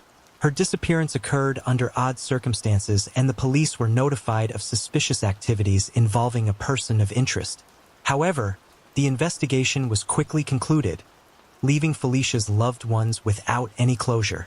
Welcome back to Mystery Detective, the place where mysteries remain unanswered. We want to look at Felicia McGuire's mysterious disappearance today. It took 15 years for this case to be resolved, and justice was finally served in 2023. Before we go any further, if you're new to the channel or haven't subscribed yet, do so. Your support will motivate us to keep creating films for you like this one. That stated, without further ado, let's get straight into this mystery. The southern part of the city is home to the Dorchester neighborhood in Boston, Massachusetts. Almost 6 square miles make up the entire land area, making it the largest neighborhood in Boston. In Dorchester, there are more than 90,000 residents of many ethnic backgrounds, such as African Americans, Vietnamese Americans, Caribbean Americans, and Irish Americans. The Boston neighborhood of Dorchester is now growing quickly due to new residential and commercial building. This is the region in which the case under review occurs. Felicia McGuire was born in the charming city of Dorchester in 1975. It is unknown who her father is, although Sharon McGuire was her mother when she was growing up. Felicia grew up in a happy, loving, and humorous home during her early years. In 1997, she gave birth to her lone child, Nicholas Fahey. Nicholas became the center of her existence with the birth of her son. Nicholas's father's identity and the circumstances surrounding his death were unclear. Felicia was never away from Dorchester. Despite the challenges and setbacks life threw at her, she stayed there with her beloved kid and her mother, creating a happy and caring household. Felicia had a romantic involvement with a man named David Pena over time. She and him were also housemates. Felicia was a single parent, but it didn't stop her from being devoted to her child's well-being. She worked non-stop to provide her child with the best life imaginable. She went above and above to provide her son the support and care he needed. Felicia McGuire was a selfless and caring mother who put her child's needs ahead of her own. The difficulties in life never broke her spirit. Unfortunately, on October 7, 2007, Felicia McGuire vanished without a trace, ending her mother's hopes and dreams of seeing her kids succeed and become a wonderful member of society. The 32-year-old loving mother was last observed in the Dorchester neighborhood of Boston, Massachusetts, where she resided. She was last seen on Rixton Street going about her business, but no one knows what happened to her. Felicia's mother, Sharon, was horrified to learn that her daughter had vanished, and things got worse when it became unclear where Felicia was. She searched through phone books and any possible contact she could think of, but her efforts were in vain. Felicia's friends and family worried more and more as the days went by because she never spoke with them. On October 18, 2007, after a 10-day period, Sharon McGuire formally reported her daughter missing. Her disappearance prompted the Boston Police Department to launch an inquiry right away. They quickly discovered that Felicia had stopped talking to her cherished son and other family members, and that her behavior was abnormal. This made others wonder if she had been the victim of a horrific crime. Felicia's family was quite worried about her safety and well-being, because it was not in her nature to disappear without anyone. They pondered what had happened to her and where she could be. The residual uncertainty concerning her destiny had to be faced by her son and family. Law enforcement officials worked very hard as the inquiry went on to try to uncover any information that would lead them to the answer. To put together a timeline of Felicia's last known movements, police spoke with neighbors, acquaintances, and family members. The neighborhood, including any nearby woods and bodies of water, was thoroughly searched in an attempt to locate the missing woman. As the days grew into weeks and those weeks into months, Felicia's family grew increasingly concerned. Their constant concern was the whereabouts of their beloved mother and daughter. Her disappearance also disturbed the Boston Police Department. In November 2013, they shared images of Felicia McGuire on social media in an attempt to gather any information that might help return her home safely due to the lack of information. In the social media posts, they provided a detailed description of her. The police highlighted her personal attributes such as her height, weight, hair color, and eye color, and expressed serious concerns for her safety and well-being. Felicia was a beautiful woman with piercing, vibrant eyes, and chestnut brown hair. She had a medium frame, weighing about 140 pounds, and stood slender at 5 feet, 2 inches. Felicia had been absent for over 6 arduous years, and the mystery surrounding her disappearance became more intricate with every passing day. Her body had never been found, even after a great deal of time and money had been spent looking for leads. Nevertheless, a number of witnesses' accounts of Felicia's disappearance remained doubtful after the 2013 Facebook post. The police were informed by an unidentified witness that David Pina, Felicia McGuire's live-in lover, showed up at his door early on October 7, 2007, seeking for a trip to his mother's Devon Street home. The witness claimed to have lived below Pina and Felicia's flat. Blood on his clothes was observed by the neighbor. However, Pina had stated at the time that Felicia had stabbed him with scissors. Still, the blood on Pina's shirt hinted at much more horrific events. The witness stated that Pina told him that he had violently shoved Felicia against the wall during their altercation, causing her head to hit the bed or dresser. Subsequently, Pina expressed uncertainty about her survival and appeared indifferent to her destiny. Pina was still being observed by the witness. He said that Pina had swelling in her right hand as well. Pina replied that Felicia had struck him with a baseball bat when asked why. A few days later, 2 other witnesses claimed to have seen Pina come back to the flat that same evening. They said that that day, about 3 or 4 in the morning, Payne came home with another man and went upstairs. They reappeared after a while, hauling down the stairs a blanket that might have held Felicia McGuire's body. When the 2 witnesses tried to help, they were ordered to mind their own business and turned away. To further cloud the picture, a second witness stated that in 2007, he had lent Pena his 2005 Chevy Impala in return for drugs, and that year he had returned it with the back seat completely cleaned and broken. These unsettling clues cast doubt on what truly happened to Felicia McGuire and prompted the authorities to suspect David Pena as the investigation progressed. Investigators questioned David Pena about the matter right away. They also learned that he and Felicia had a turbulent past. Pena informed detectives that, during Felicia McGuire's disappearance, he was her live-in lover, and that their relationship was anything from simple. The police questioned Pena since he had previously told the first witness who had called in that he and Felicia had gotten into a violent brawl at their flat. Then he acknowledged that Felicia had stabbed him in the shoulder when she assaulted him with a pair of scissors. In response, Pena fled the flat to seek refuge at his mother's place. However, upon returning a few days later, he discovered something unexpected. Felicia was gone and her possessions had been pilfered.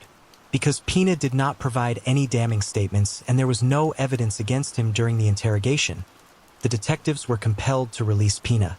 After that, Felicia's death inquiry became a tortuous trip with many twists and turns that ultimately led to every conceivable dead end. Every lead was followed up on. Every piece of evidence was scrutinized. Yet the case got colder by the day. Felicia's friends and family were in unbearable pain and were in desperate need of an explanation for her disappearance. The beloved mother, Felicia McGuire, vanished in 2007, and her whereabouts have been the subject of speculation and rumors for years. New optimism was sparked in 2017 when the FBI searched a highly forested region of West Roxbury. Days of covert investigation were followed by no information being given to the media, leaving people to wonder what had led the officials to that spot. In the end, the truth was revealed. In fact, the search was connected to Felicia's disappearance, and the investigation was a crucial step in the lengthy process of discovering the truth. During the search, a witness came forward and shockingly revealed to the detectives that in 2007, David Pena had asked for help getting things out of his flat, including a bulky rolled-up carpet. He continued by saying that before sped off, Pena and his accomplice had put Felicia's body in the trunk of a car. This was witnessed by someone who said that he suspected right away that a body was wrapped in the blanket and carpet. Sadly, his presumptions were correct. Pena was eventually able to bring Felicia's body into a wooded location with a parking lot, where they dumped Felicia's body with the witnesses' help. The only thing standing in the way of the investigators finishing the case was locating Felicia's body's disposal site. Nevertheless, despite multiple leads and witnesses, the answer to this seemed to be a mystery that would never be solved. The witness left the area before finding out what had happened to her remains. The witness's lack of knowledge of Boston made matters worse, since she was unable to provide any ideas as to where the body might have been disposed of. McGuire's family and loved ones had been given a frustratingly inadequate picture of the crime, and the prosecutor was unable to bring them closure. A few years later, on January 14, 2023, David Pena was apprehended at the Baker County Detention Center in Florida by the Boston Police Department's fugitive team. Pena had an outstanding warrant from Suffolk Superior Court for cocaine trafficking, and he was wanted by Dorchester District Court on a murder charge pertaining to Felicia's case. More than 15 years ago, Felicia vanished from Roxton Street in Dorchester, leaving her little boy behind. Because of Pena's arrest, her family and friends who have been searching for her for a long time might now finally have some answers. Pena appeared in court on February 15, 2023 to be arraigned on the charges brought against him. The case has garnered national attention after more than 15 years of uncertainty and suffering, and this most recent breakthrough has reignited hopes of finding Felicia's remains. There is now some hope for Felicia McGuire's family. Police have grounds to think that her remains are still someplace in the Boston area, even though her corpse was never found. With the announcement of an arrest, an investigation that had been unresolved for some time has now received some closure. Though it was unable to bring their beloved Felicia back, Felicia's family and friends may finally rest easy knowing that someone will be held accountable for her terrible abduction. Eventually, we trust justice shall be served. Pena is due to appear in court and is probably going to stand trial shortly. During this difficult time, our condolences and thoughts are with Felicia's friends and family. We can only pray that they find some comfort and peace as they continue to heal from this unfathomable catastrophe. Sabrina Underwood, nestled in the northwestern Arkansas Ozark Mountains, Huntsville, Arkansas, was a small, tight-knit rural town in the 1990s. The town was a place where community ties were strong and life proceeded at a slower pace compared to larger urban regions. Its character was profoundly anchored in its historical and agricultural traditions. Throughout the 1990s, Huntsville's community life was characterized by a strong sense of solidarity. Locals were frequently acquainted, and the town's social fabric was knitted by a variety of neighborhood activities. Every year, the people of Huntsville eagerly anticipated the town fairs, parades, and festivals. These events gave participants a chance to socialize and cement their ties to the community in addition to offering entertainment. This rustic setting served as the setting for the tragic story of Sabrina Underwood. On January 20th, 1991, Sabrina Underwood, then 19 years old, vanished from sight after her mother, let her off at the U.S. Highway 41262 in Boone County, close to Bear Creek. At the time, Sabrina was traveling to Calico Rock to see her boyfriend who was serving time in jail. The neighborhood was shocked by Sabrina's abduction, and her mother never saw her again. There were months of tense anticipation after Sabrina vanished. Then, on April 8, 1991, a somber finding stunned the town. A hunter discovered human remains close to the Gum Spring Cemetery, northwest of Little Rock, along with hair, underwear, and an ear stud. It was determined that the bones belonged to Sabrina Underwood, whose destiny was very different from what she had intended to accomplish. The cause of Sabrina's death was initially ruled as unknown, which sparked a laborious and devastating investigation.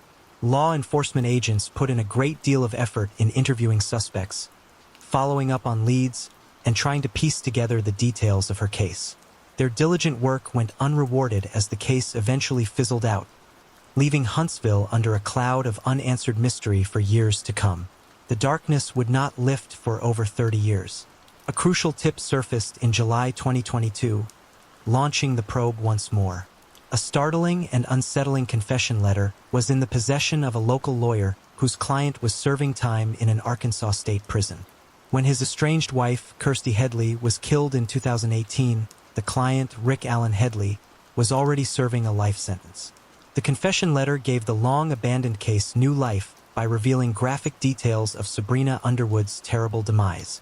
Rick Allen Headley was questioned by detectives right away regarding the contents of the confession letter.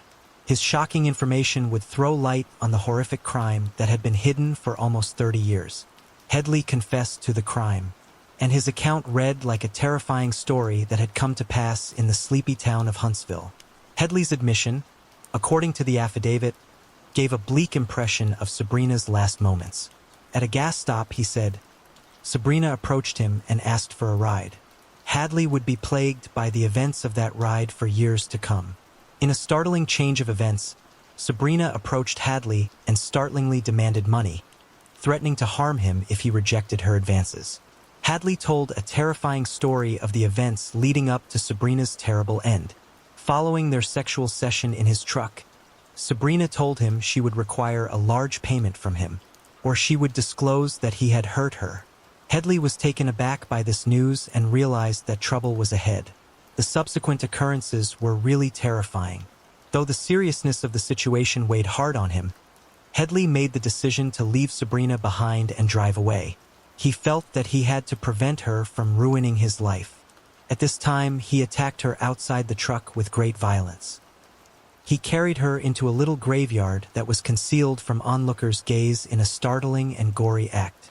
The account of the actual slaughter is really frightening. Headley admitted to severing Sabrina's neck with a Rambo-style knife that had a compass attached at the end. He gave a vivid account of how he snapped the bone and removed her head from her body by hammering on the knife blade with a rock. He said that his goal was to make sure Sabrina never found out what had happened to her. After doing this horrific deed, Headley hid Sabrina's body from sight by covering it with logs and foliage. Then he collected her possessions and put them close to her body. The knife and rock used in the horrific act were thrown into a stretch of woods many miles distant. Headley took off his blood-stained clothes at his mountain home apartment, threw them in a garbage bag, and showered to rid himself of Sabrina's blood. His garments were in the garbage bag that was thrown in the dumpster behind the mall. Headley then walked out of the place. In addition to sending shockwaves across Huntsville, Headley's confession gave Sabrina's family, who had suffered through decades of suffering and uncertainty, some degree of comfort and closure. A much-needed turning point in the pursuit of justice in the unsolved Sabrina Lynn Underwood case has been reached with the apprehension of Rick Allen Headley. He is currently being charged in relation to Sabrina's case, and the community is eagerly awaiting his anticipated court appearance in Fulton County Circuit Court in late November 2023. The case serves as a sobering reminder of both the small-town community's unwavering spirit and the police enforcement's unwavering loyalty. Moving on to the next case.